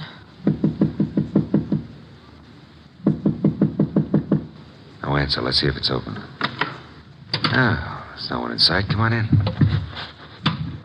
Now, look, if anyone walks in on us, we found the door open and we just came in to wait, huh? Which is the truth, isn't it? Yeah, that's right. Oh. Here on the desk we have a stack of horoscopes, Doris. And a box of Paula's monogrammed cigarettes. Mr. Goodwin. Huh? This is Emil's gray fedora hat. Then he was in this apartment this afternoon. What are you staring at? Oh, small pearl-handled automatic. Yes. .25 caliber. Yeah, it's been fired very recently. We won't touch it now. Does it look like yours? Archie, it is mine. Your initials? I found old Jenkins, the stage doorman at the theater, to look in my dressing room, and... well, my gun isn't there. Did you leave the gun out in plain view in the dressing room? Yes, for several days anyway. Then I put it behind the mirror. I suppose many people have seen it, then. I'm sure. I hope, Doris, that your fingerprints are not the only ones on that gun. If they use my gun to shoot him in my apartment, why would they bring the gun back here and leave it in plain Well, sight? maybe they didn't do it just that way. No? His hat's here, the gun is here, and yet he's dead in your apartment. How can you answer that? Well, maybe he was sitting here waiting for Paula, and someone called him out and over to your place and shot him. That's no good. Doesn't make sense. Now, if he was sitting in this chair here and someone entered that door, hey, What is it? look in the chair back. Little round hole. Start looking for some empty shells around here. Find something? Now, I want to make a call. He was shot with this automatic. 3 shells were ejected. They certainly vanished. Nero Wolfe speaking. Archie, I'm at Paula Kenyon's. She's not here. Found his hat, a stack of horoscopes on the desk, box of monogrammed cigarettes, a .25 automatic which belongs to Miss Moray, recently fired, but not an empty shell in sight. No blood, but a single small hole in the back of the chair near the desk. Doris Moray is with me. I have a call in Inspector Kramer now about the body and have ballistics check the bullets with the gun. And the bullet in the chair back? Did you find anything of particular importance in Emil Stoner's briefcase? Yes, I found... Never mind. Bring the girl here at once. Okay, boss. Say, don't you think I better wait for Paula Kenyon? Uh-oh, here she is. Bye. Bring her along, too, if you can. Goodbye. Hello, Paula. Well, Doris, what are you doing here? I wasn't aware that I left the door unlocked. Seems to be contagious this evening. I left mine unlocked, too. Hello, Dave. Miss Kenyon, Mr. Goodwin. Hello, Doris. Hello. Archie, this is Dave Banning, the playwright. How are you, Mr. Banning? How do you do? I've heard all about your new play, and I wanted to meet you. Doris thought you might be over here, and the door was ajar, so we, well... Just walked in. I hope you don't mind, Paula. Certainly not. I'm used to people just walking in. We were here a while ago and went down to the cocktail lounge for a while. When does the play open, or have you cast it yet? Mr. Stoner handles that part of it. Are you a prospective investor, Goodwin? Oh, I've had a number of flings in the business. Matter of fact, I expect to see Mr. Stoner tonight. You do? Tonight? Here? I don't understand. What's this fencing all about? Doris, you're not just visiting me. We've hardly spoken for... Oh. Is that your gun, Miss Kenyon? It's yours, Doris. Yes, that's right, Paula. It was in my dressing room. When did you see Mr. Stoner last? But I haven't seen him today. I had lunch with him. Why? What hat did he wear at lunchtime, Mr. Banning? Why, the gray fedora. Well, how did it get here? That's Emil's. What is this? What are you two doing here? Where is Emil? Come on, cut out the melodramatics. Mr. Stoner is dead. He's what? Paula. And without any further explanation, I shall have to ask you to accompany me downtown. Police? If you will, please.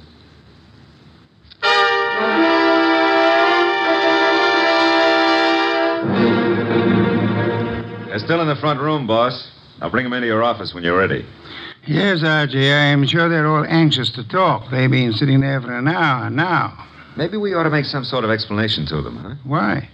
This sort of technique should work very well in this particular instance. Yeah, but I don't know about that director, Rick Hunter. He may be difficult. Does anyone know that you found the completed and signed contract in the briefcase? No one. Mm-hmm. Good. Now we have the threat notes, the contract, the afternoon newspaper, the briefcase, the fedora hat, the gun, no ejected shells, the horoscope, the cigarette, and the 2 chairs. One with a small hole in it. Come in. Ah, Inspector Kramer at last. What have you? Well, we covered every inch of that place and didn't find a single empty shell. There were 2 bullets in the body and the one that passed through him into the chair back in Paula Kenyon's place. They were all 3 fired from Doris Moray's little automatic. Any fingerprints on the gun? None but Doris Moray's. Not unexpected, to say the least. The bullet that was lodged in the chair in Paula's place went through his heart. Now, he was apparently shot in her room, but... But how did he get into Doris Moray's place? I'll be able to explain that when we locate those 3 empty shells, Inspector. Bring our guest in, Archie. Come in, please. Ladies and gentlemen, Mr. Nero Wolfe. Miss Paula Kenyon. Hello. Miss Doris Moray. Hello. Rick Hunter, the director. How do you do? David Banning, the playwright. How do you do? Won't you be seated, please? May I present Inspector Kramer of Homicide? How do you do, Inspector? Mr. Wolfe has asked you here to give such details as you recall, which might be of assistance to him in the solution of the murder of Emil Stoner. Mr. Hunter, as the director, whom did you favor as the star of your next production? Why, Doris Murray. You have been deeply interested in Miss Murray, Hasn't done me much good. but you do love her. I do. And you are deeply interested in the progress of her career. I am, most assuredly. Did you know that Mr. Stoner had made out and signed a contract for a certain woman to play the lead in the new show? No. You knew that Doris Murray had a gun in her dressing room. Yes? You were in the hotel cocktail lounge all afternoon until you met Doris and Mr. Goodwin. Yes. And you could have seen Emil Stoner enter the lobby and go to the elevator. I could. Could you prove that you never left the cocktail lounge until you met Doris and Archie? Maybe not. Did you see Mr. Stoner go into the elevator? I did. Mr. Banning, you wrote the new play. Were you in favor of Miss Murray playing the part? Why, no, I felt Paula Kenyon was better suited for it. You and Miss Kenyon are engaged to be married. Yes. If anything happened to Mr. Stoner, you, as next in line, could assign the role as you saw fit. That's correct. Did you know that Mr. Stoner had made a final decision on the part? I did not. He didn't tell you anything about it at lunch today? No, I made a strong plea for Paula. You know about the gun in Miss Murray's dressing room? Everyone did, apparently. Very well. Miss Kenyon, did Emil Stoner visit your apartment often? Not often. We were not on too friendly terms. Did you phone him to visit you this afternoon? No, who said I did? No one? I merely asked. Were you, by any chance, still in love with Emil Stoner? Now, see here, I don't appreciate that kind of Just talk. relax, Mr. Banning. I was not in love with Mr. Stoner. That was over. You and Doris Murray were at one time very friendly. Yes. Till I found out how two-faced she was. Emil was a fool to fall for her, but you couldn't tell him anything. All she's interested in is a career. You're not interested in your career, Miss Kenyon. Well, yes, in a way. You wanted the star part. You phoned Stoner this morning. Yes, but he said he was going to give it to her. You knew about Doris's gun? No, I You didn't. recognized it immediately, boss. Well, yes, I knew. What if I did? Then you wrote these threatening notes to Miss Murray. I did not. I did not. You didn't know the contract had already been signed? No. Then you still had a motive to kill him. I wrote those notes. She had nothing to do with it. You can check them on my typewriter. We know, Mr. Banning. We've already done it. I know how it looks, but Paula didn't do it. I knew he was coming to her place. I called him. I knew Paula was out. I did it. If so, what did you do with the ejected shells? I threw them away. How many? 3. Oh, no, David, please don't. I don't believe you, Mr. Banning. Miss Murray, did you know the contract had been made out and signed? No, You're lying, Miss Murray. You said you didn't see Stoner this afternoon. I didn't. You called him and asked him to visit you. You did get the threat notes and they frightened you. But you didn't know they would frighten Stoner. I did not phone him, nor did I see him. Yes, you did. His briefcase was on the piano. And he was there in the late afternoon because he brought with him a 4 o'clock edition of the Herald Tribune. What if he was there? I didn't kill him. He told you then about his decision. He left hurriedly, forgot the briefcase, and went to Paula's apartment to wait for her. That's not true. That's not true. Filled with rage, you got your gun, which you said had disappeared from your dressing room, then calmly put it into your bag, walked across the hall, and shot him as he sat reading a horoscope. No. Archie, a handbag. Thank you. Notice, I run my finger through a hole in the corner. She fired through the bag. And see, 3 empty shells. No. And here's the contract made out to Paula Kenyon. Too bad, Miss Murray.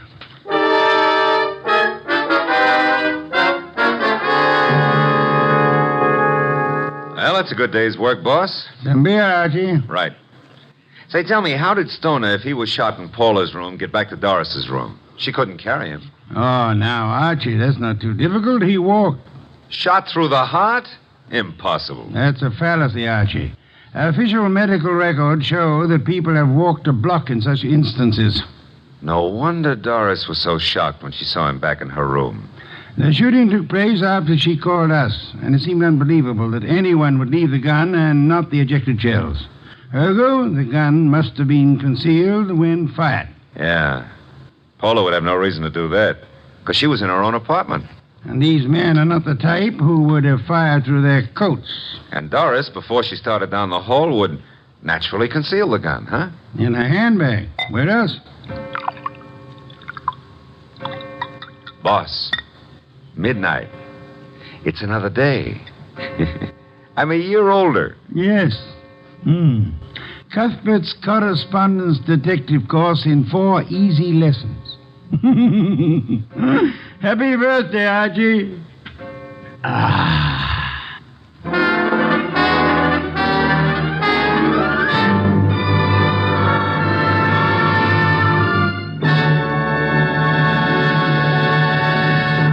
You have been listening to The New Adventures of Nero Wolfe, starring Sydney Greenstreet.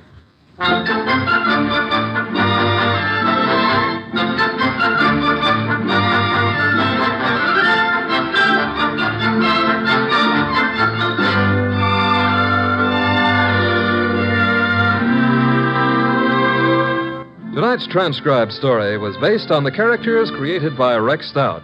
This is an Edwin Fadiman program, produced and directed by J. Donald Wilson. In the cast were Gerald Moore as Archie Goodwin, and Gene Bates, Betty Lou Gerson, Bill Johnstone, Peter Leeds, and Vic Perrin. Next week at this same time, Nero Wolfe and Archie will bring you The Case of the Party for Death. Don Stanley speaking.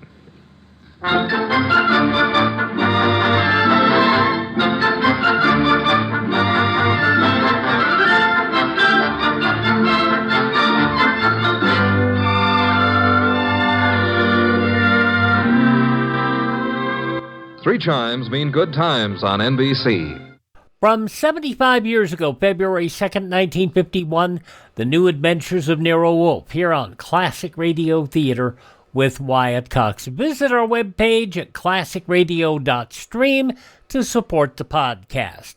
Up next, Lon Clark as Nick Carter, Master Detective.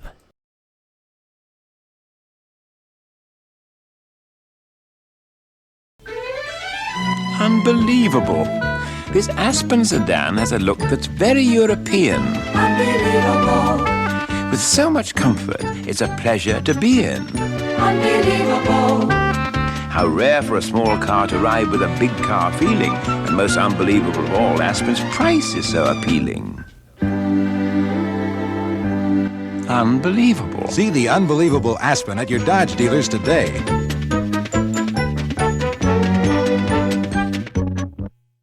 Now we go back another 79 years, February 2nd, 1947. Lon Clark as Nick Carter, Master Detective. Old Dutch Cleanser, famous for chasing dirt, presents Nick Carter, famous for chasing crime.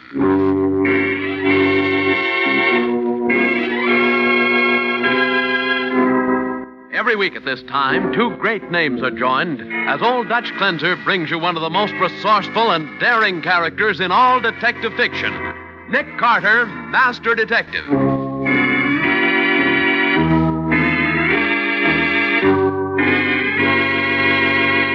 But, Nick, that's impossible. No, Patsy. Somewhere high up in the skyscrapers of this city, a deadly killer is running wild. I know. But how on earth are you going to track him down, Nick? Well, it's like looking for someone in a jungle of stone and glass. Well, at least I know whom he's picked out for his next victim. Who? A fellow by the name of Nick Carter.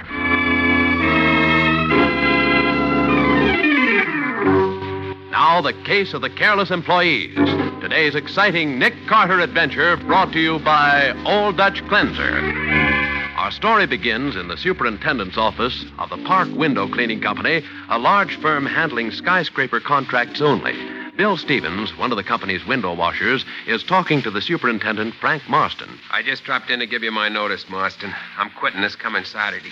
What? You heard me. I'm handing in my equipment Saturday. Wait a minute, Bill. Take it easy. It's more money you wanted. You couldn't pay me enough to keep me washing windows for the Park Company, Marston. But, Bill, you've been with the company a long time. Yeah, and I want to live a long time. I don't like all these accidents that are happening to pals of mine. Look at Ed Kelly. He fell 40 stories to the street 2 weeks ago. And then last week, Joe Drummond took a nosedive from the Embassy Hotel towers. And then only yesterday, Tim Bolin hit the bricks.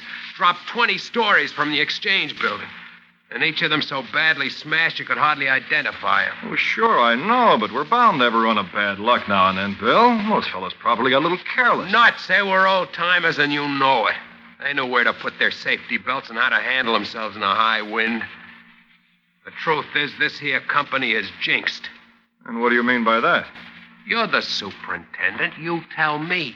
Oh, just because you've had a few accidents. Marston, we've had 3 accidents in 2 weeks, and that's too many. I'm getting the jitters myself. The next thing you know, bingo, they'll pick me up off the street with a blotter. Bill, if I were you, I'd think it over. Think it over nothing. My mind is made up, Marston. I'm going to get myself a nice, safe job on the ground.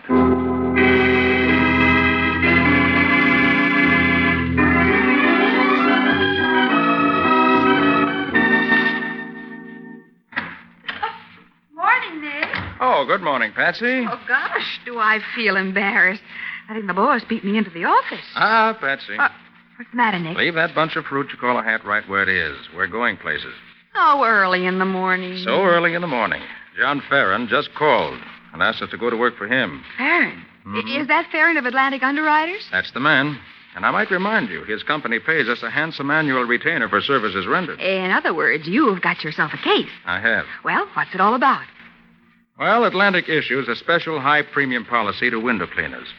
And 3 of these insured window cleaners have fallen from skyscrapers in the last 2 weeks. What does that have to do with you? In the first place, statistics show that no window cleaner has died by accidental fall in the past 2 years. Now, for no apparent reason, 3 of the poor devils plunged to their deaths in 2 weeks. It could be coincidence, Nick. Yes, it could, but I doubt that it is. Listen to this. There are only 2 big contract window cleaning companies in town. The Park Outfit and the Community Window Cleaning Corporation. Uh-huh. Between them, they handle millions of dollars worth of skyscraper business annually. And they're bitter rivals. Well, who had the accidents, Park or Community? Or both? All the accidents have happened to Park, none to Community. I see. Of course, that could be coincidence, too. No, I'm afraid this case has too many coincidences. Well, what are we going to do about it, Nick? In other words, where now? To headquarters. I want to check a few details of Matty before we really get going.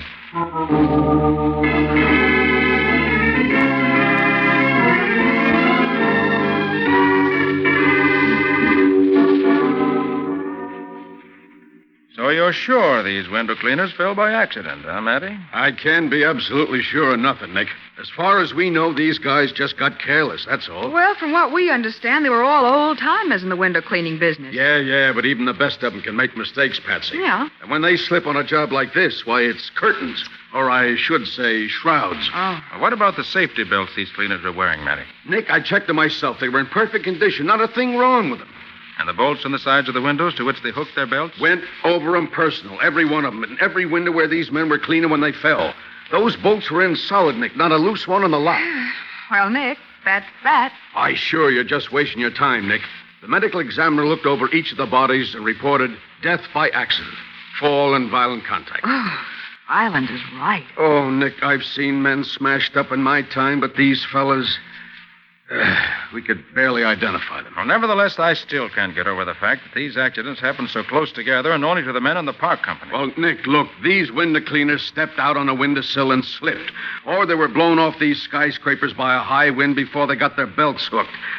Oh, I don't know. But we're booking them as accidents, and that is that as far as we're concerned. All right, Matty, you may be right. But until I've exhausted every possibility, I'm not going to be satisfied. Come on, Patsy.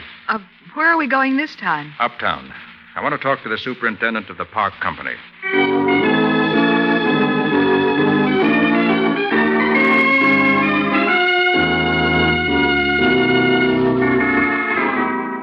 Mr. Carter, it's beyond me. I still can't figure out how they happened to fall.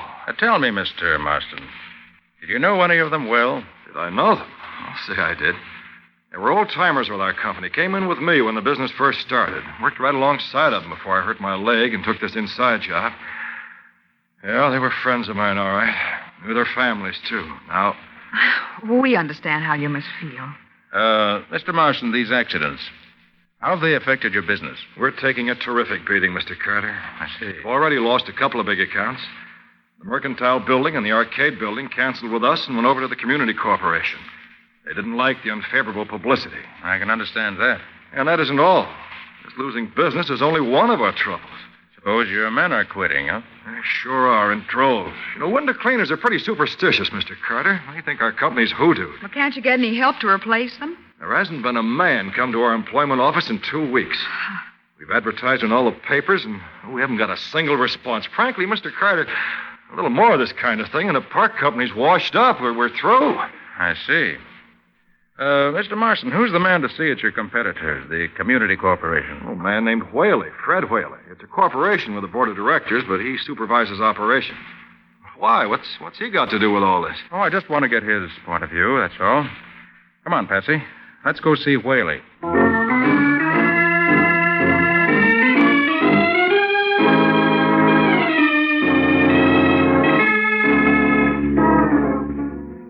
Look, Mr. Carter, I'm a very busy man. I don't have much time.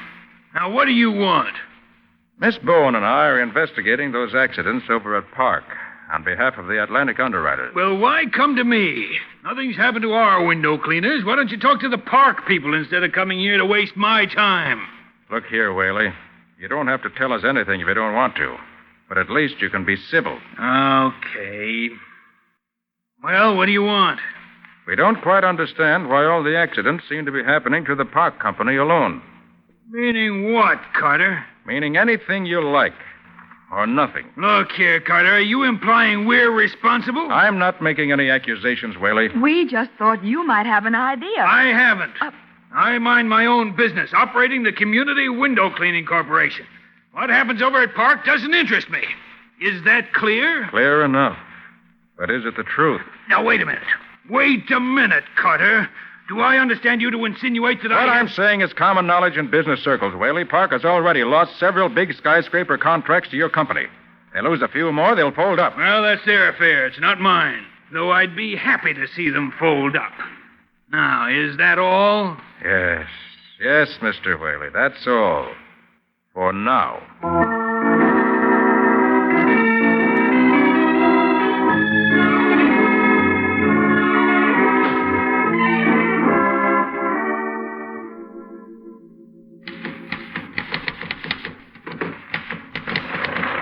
Hiya, beautiful. Fresh. Oh, now listen, I just got carried away. You know, when you're cleaning windows on these big buildings, all you see mostly is a lot of sourpusses. But you, boy, you're the best-looking babe I've seen in any of these offices. Oh, you really think so? Honest, no kidding. Well, you're not so bad yourself. Thanks, baby.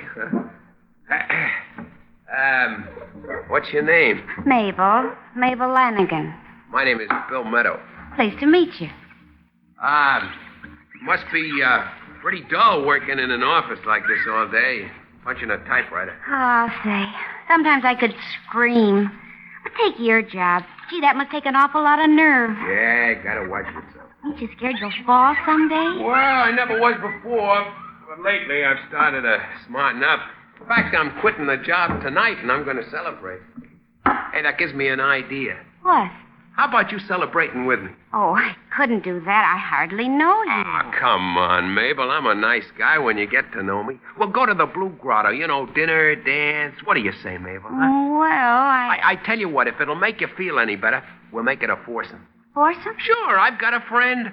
You get a friend. Well, I've got a friend who works on the floor below, on the 32nd floor. Her name's Alice Hayes. I might call her up. I tell you what, if it's okay with her, me and my friend will meet the two of you at the entrance of this building tonight at 6 sharp. Okay? All right. Swell. Call your friend right now. I'll be washing the next window over, Mabel. And when you get through phoning, you stick your head out of the window and let me know how you make out, huh? So long, beautiful.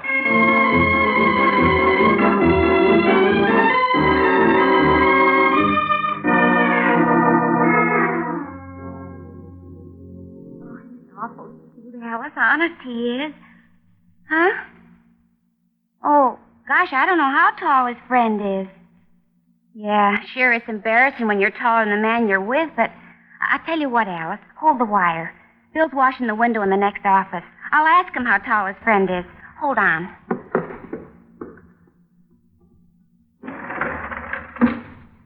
Bill, my friend Alice wants to know how tall... Bill!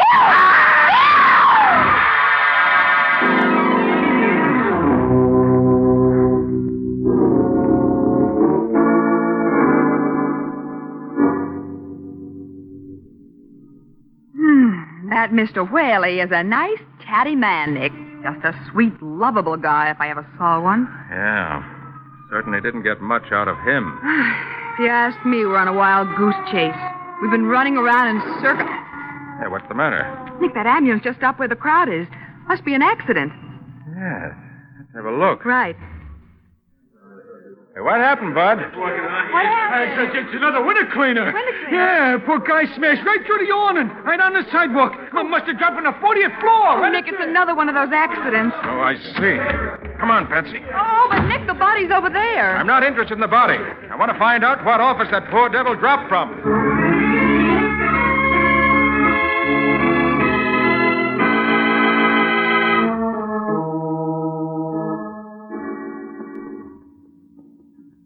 Did you say it was the office next to yours? Is that right, Miss Lanigan? Yes, sir. He'd just finished our window, and he was working on the next one. He was just falling backward from the windowsill. Kind of. And that's all you saw?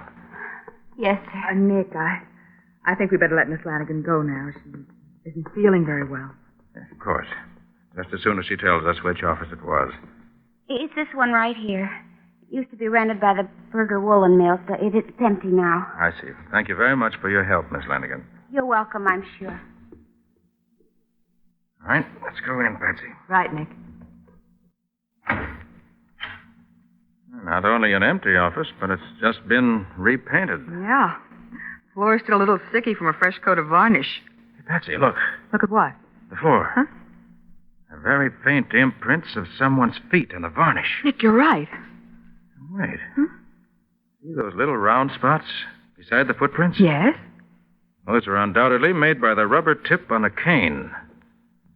So the man who came into this office was lame, huh? Does that suggest something to you, Nick? Hey, wait a minute. Hey, look. A number of prints at the window, too. Must have been left by the window cleaner. Apparently, he was cleaning the inside of the window when the lame man came through the door. Nick, I still don't see what But the window washer's pail is on the outside sill of the window. Well, what of it? Well, look at the window, Patsy. Look at it. It's already been washed on the outside, and the cleaner had started on the inside surface. That means the cleaner was working on the inside when he was interrupted. Nick, if that's the case, why is the pail on the outside of the window? Precisely, Patsy. It shouldn't be. Unless someone deliberately put it there after the window cleaner was dropped to the street. Then this was no accident. I'll say it wasn't. It was murder.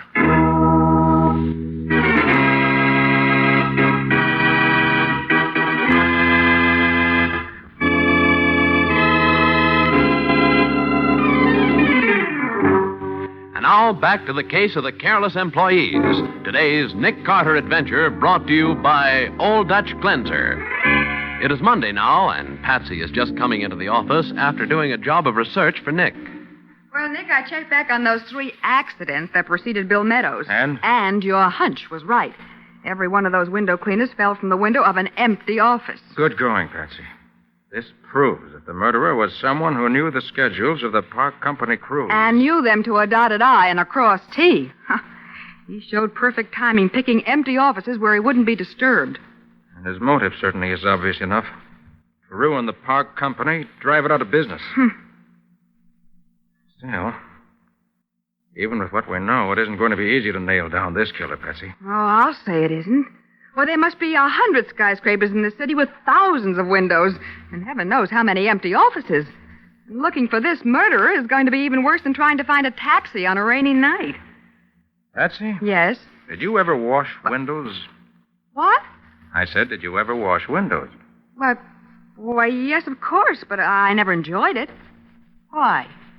I've decided to get a window cleaning job with the park company. Oh, Nick, for the love of Pete, have you gone mad? No, Patsy. I've got a hunch that if I set myself up as sucker bait, the killer may look me up. Well, how'll he know where you are or what you're doing? Oh, I'll make sure the word gets around. Oh, Nick, you can't do it. It isn't the killer I'm worried about so much. It's the idea of you hanging on a safety strap 40 stories above the street and then suddenly...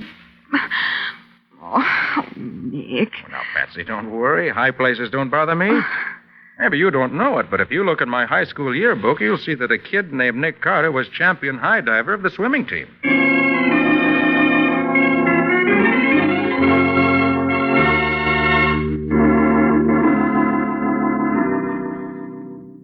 You say my men were murdered, Carter? They didn't fall just by accident? That's right, Marston. What makes you think that? Well, I won't go into the details now, except to tell you I know they were murdered. And the killer is a man who uses a cane. Probably walks with a limp. Walks with a limp. That's interesting, Carter. Is there anything I can do to help you track him down? Yes, Marston. You can give me a job, cleaning windows. Did I hear you right, Carter? You want me to give you a what? A job.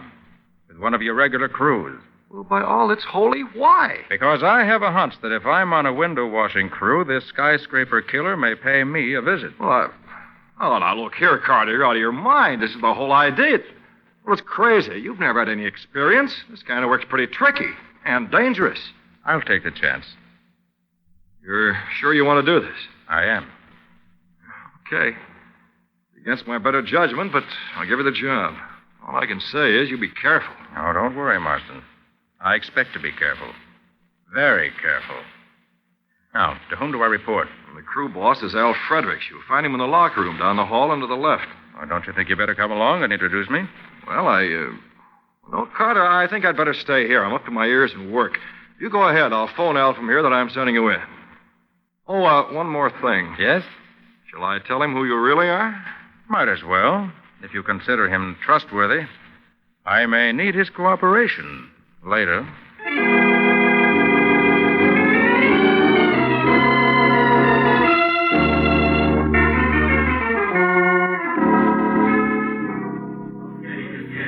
You, Al Fredericks? Yeah, that's right.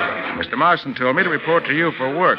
My name is Carter, Nick Carter. Yeah, so Marston told me over the phone just now, but I don't like it. It's pretty dangerous work, especially for a green hand. Oh, I know what I'm up against. Okay, I'll put you on the first thing in the morning. I don't know exactly what you're up to, Carter. But let me tip you off to one thing. Yes? Be careful.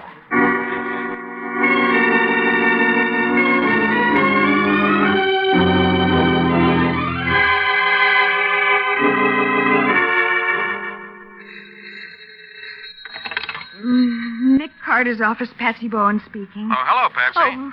I'm on my lunch hour. Anything doing at the office? No, there's nothing new. Oh, Nick, for heaven's sake, will you stop this window cleaning business and come back here to the office? I've been going crazy ever since you started work this morning. Now, Patsy, there's no point in getting jittery. Oh, there isn't. Well, Nick, let me tell you something. I dreamed about you last night. You were crawling up the side of a big, tall building like a human fly. And then, when you almost got to the top, a huge bird swooped down and started to attack you. You tried to fight back, but you had to hang on, and you couldn't. And then all of a sudden you lost your grip, and... Oh, Nick, I thought I lost you. Now, Patsy, I'm doing fine so far. Don't worry. Oh, all right, Nick. I'll try not to. Anything new? No. But if the killer wants to look me up this afternoon, he'll find me on the 32nd floor of the Globe building.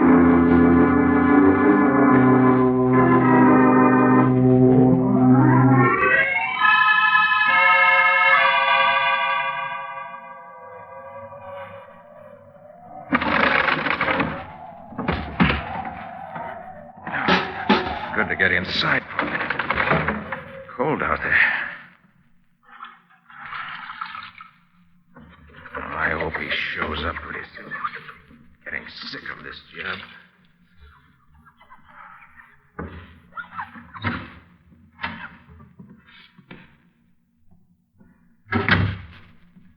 So you did decide to look me up, after all. Don't turn around, Carter. Keep facing that window. And get your hands up. You don't want a bullet in your back.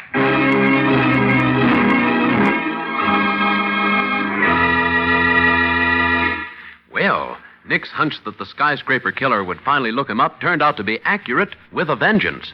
We'll be back to see what happens in just a moment.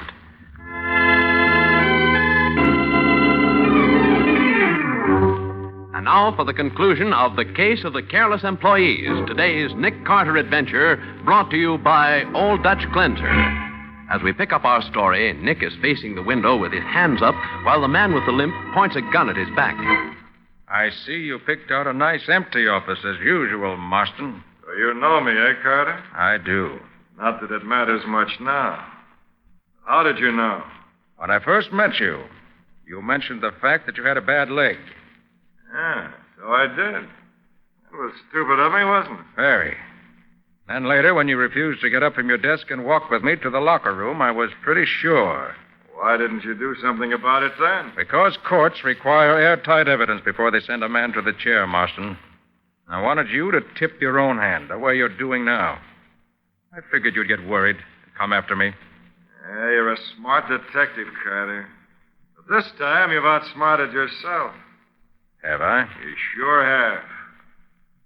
32 stories to the street, Carter. You've got a one-way ticket. Down. I suppose the community corporation's paying you off to ruin your own company. Oh, no. Not the corporation. Just my friend Whaley. You see, Whaley gets a big bonus if community does a big business. I get a dividend. $25,000 for turning over to him $1 million worth of park business. I see. Now, Mr. Carter, I'm going to treat you just as I did the other. No favoritism. I'm going to tap you on the back of the head with the butt of this gun, knock you out, then I'm going to drop you out of the window. Of course, they'll never notice a little bump on your head after you hit the street. They'll call it an accident. Just an accident. Hey, don't like water on your face, do you? Too bad you missed, Martian. You won't get another chance. Oh! Well, Mr. Martian, looks as if you're the one who suffered a little accident, not me. An accident that should please my friend Matty very much indeed.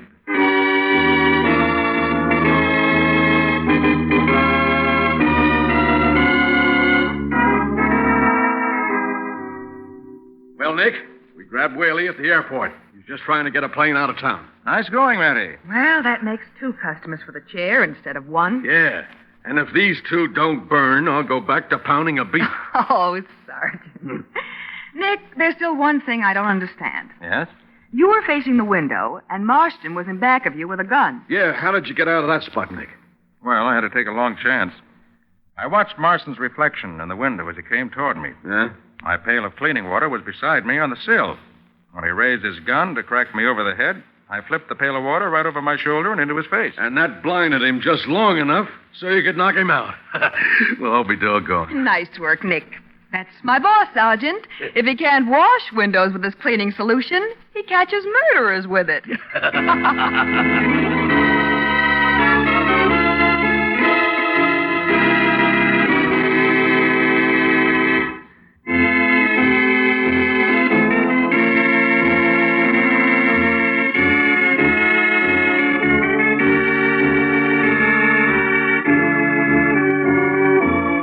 Nick Carter, Master Detective, produced and directed by Jock McGregor, is copyrighted by Street and Smith Publications, Incorporated. Lon Clark is starred as Nick, with Charlotte Manson featured as Patsy. Matty is played by Ed Latimer. Today's script was written by Max Ehrlich. Original music is played by George Wright. This program is fictional, and any resemblance therein to actual persons living or dead is purely coincidental. This is Bob Martin saying, when minutes count, use Old Dutch Cleanser.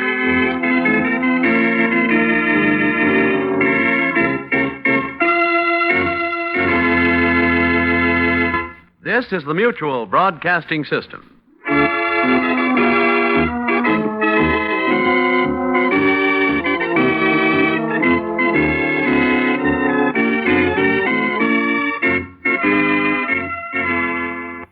79 years ago, February 2nd, 1947, Nick Carter, Master Detective.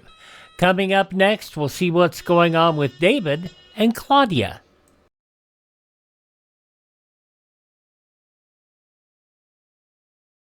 The Mummy. Fear will freeze you when you face it. The Mummy. Born from the darkest tomb of the pharaohs, it rises from the quiet dust of centuries to wreak a strange vengeance against mankind. The Mummy.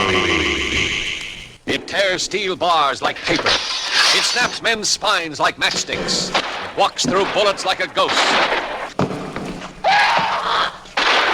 The mummy. It sees without eyes, it lives without breath, yet its desires are strangely, madly human. The motion picture screen's most shocking experience in suspense. In chilling Technicolor, The Mummy. Now let's go back to Claudia and see what was going on 78 years ago, February 2nd, 1948. Claudia in an accident? Your Coca-Cola bottler presents Claudia.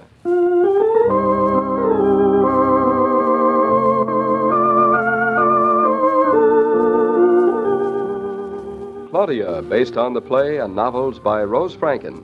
Brought to you, transcribed Monday through Friday by your friendly neighbor who bottles Coca-Cola. Relax, and while you're listening, refresh yourself. Have a Coke.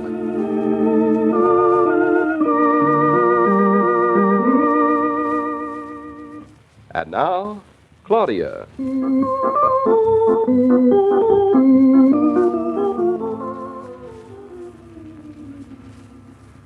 What are you going to do today, darling? Take it easy? Oh, I thought I'd milk a few cows, collect the eggs from under the hens, and reap the hay. Isn't that what a good farmer's wife does? She doesn't reap hay. She doesn't? What does she reap? The wild wind, wheat, or all of the benefits. I haven't any of those, have I? Haven't you? I don't think so. But you're always saying I make hay, so for a change, I thought I'd reap it. Well, reap me another piece of toast first, please. Such repartee. Ooh. David, do you realize you're starting to eat like a farmer? Well, I've got to get into shape for the spring planting. This city life's made me very soft. Funny, I always thought it was overeating that made people soft. But I'm not complaining. I love to see you eat. Here's your toast. Darling, just wait until we've lived in the country a while. I can't wait. We'll be like different people. I like us just the way we are, don't you? Certainly I do. But we'll be different in a better way. We'll be stronger. We'll be real, because we'll live with the land. We're living with an awful lot of things already. There's Shakespeare and Bluff, and soon there'll be the baby. And you watch how they'll thrive on a farm. Fresh milk, fresh air, good fresh earth around.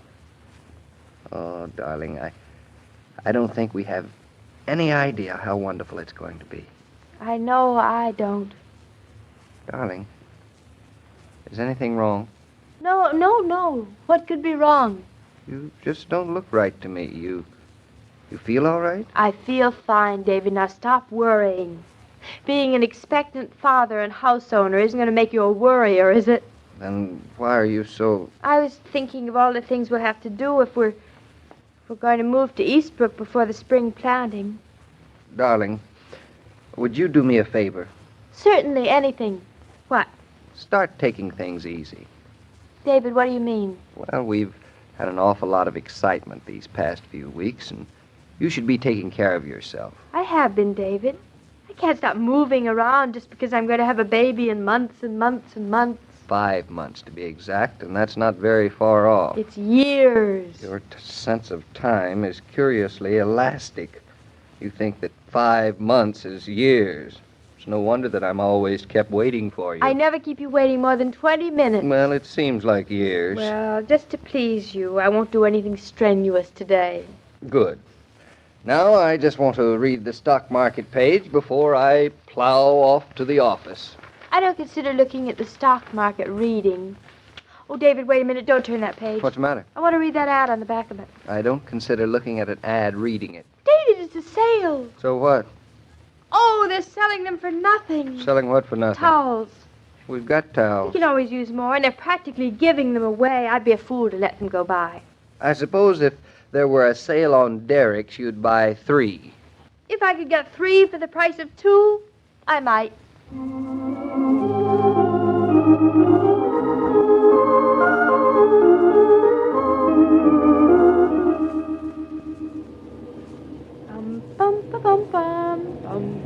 Bertha!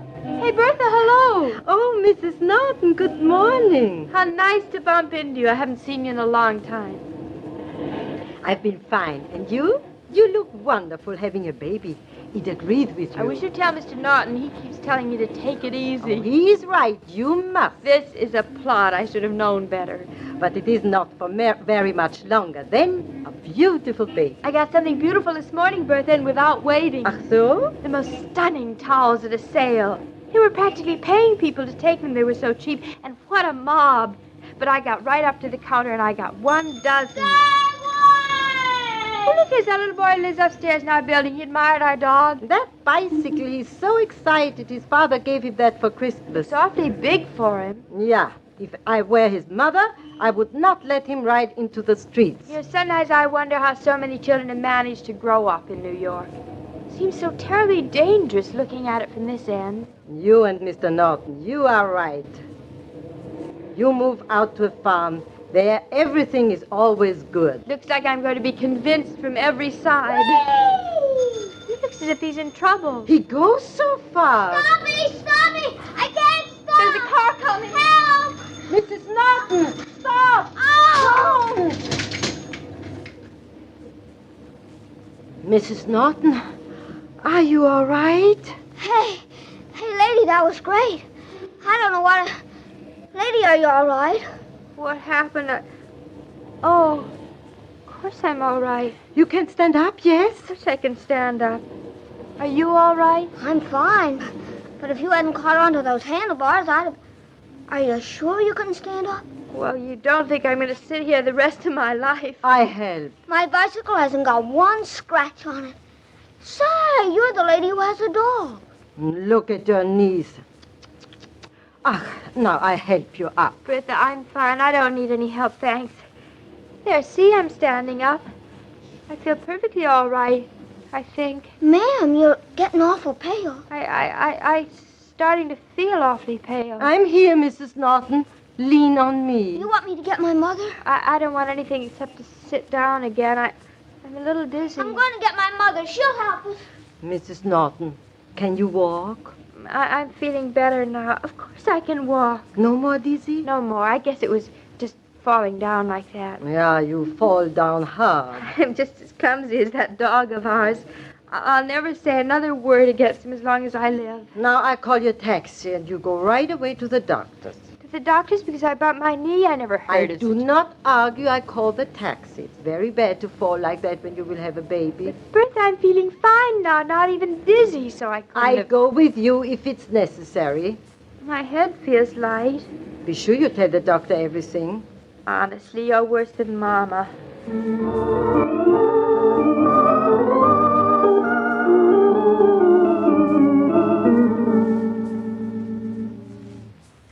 Now you stay there in the bed, and I bring you a hot water bottle.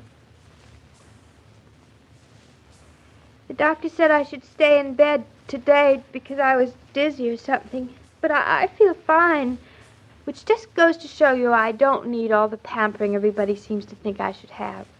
You would like another pillow? Another pillow? Well, I guess I don't mind if I do. My back is sort of stiff, but just a little. Yeah, just a little stiff is genug stiff. I go downstairs and bring you up a hot water bottle. I left mine at Mama's, thanks. Maybe by tonight I can get up so when David comes home he won't have to know a thing. Oh, Shakespeare, come on up, that's right. Hello, you kitty, kitty, kitty, kitty. The bump on my head is sore. Oh. I pull down the shade and you sleep, and you wake up all fine. I'm fine now. I just feel sort of tired. Funny, I wasn't tired this morning, but David said I...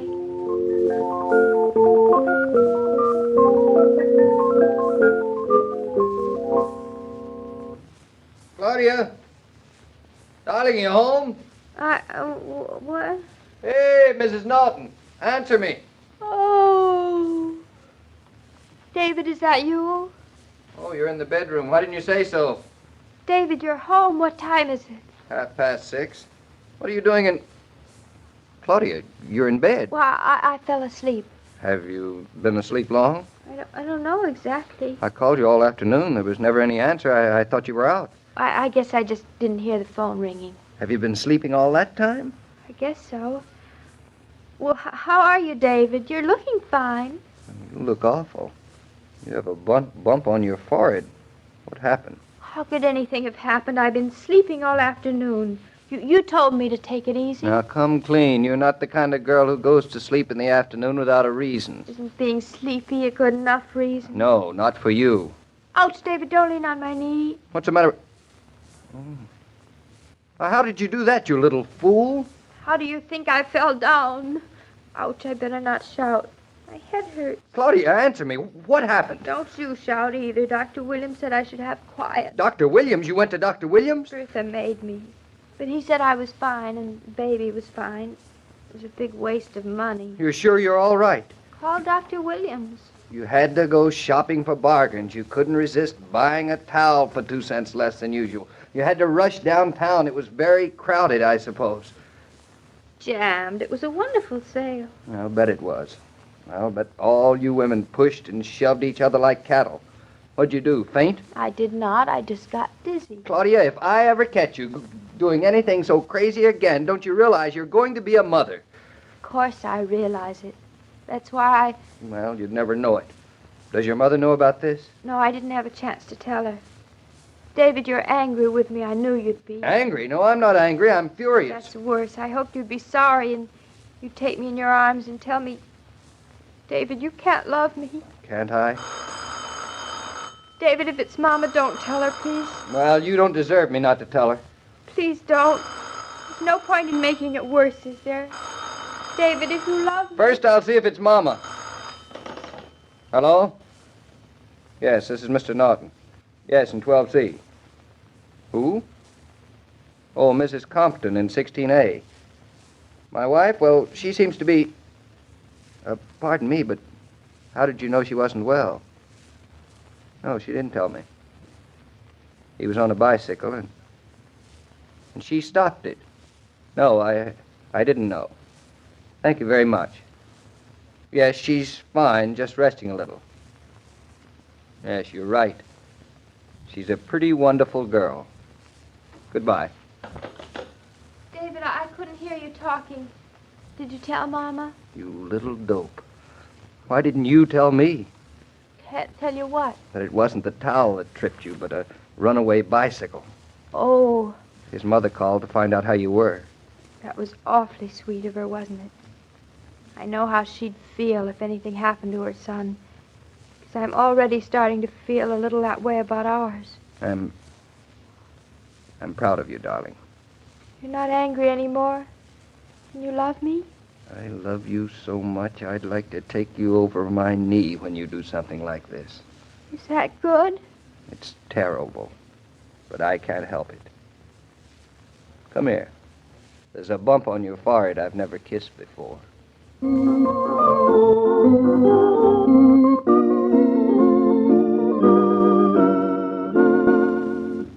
These broadcasts are adapted for radio by Manya and Roger Starr, and the entire production is supervised and directed by William Brown Maloney.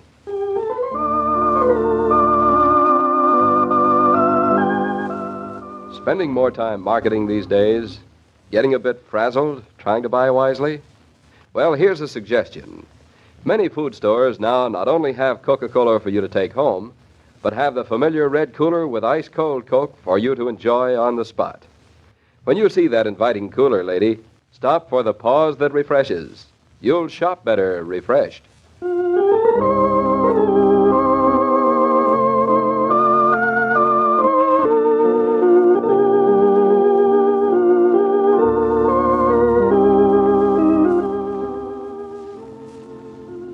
Every day, Monday through Friday, Claudia comes to you, transcribed, with the best wishes of your friendly neighbor who bottles Coca-Cola.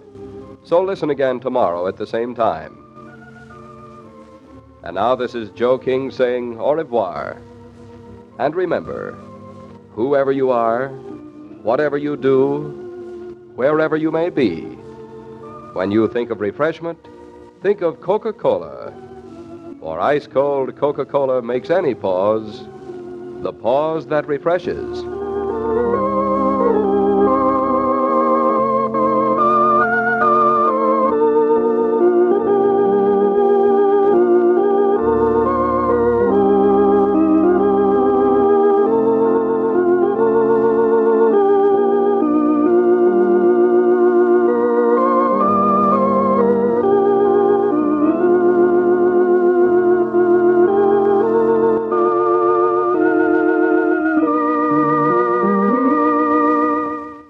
And there you have it from 78 years ago, February 2nd, 1948. Claudia on Classic Radio Theater with Wyatt Cox. Yeah, good woman. Claudia is a very, very good woman. Sometimes too good for her own intentions, you know. Coming up tomorrow on Classic Radio Theater with Wyatt Cox, comedy with Jack Benny, My Favorite Husband, Danny Kaye, Abbott and Costello, and another episode of Claudia.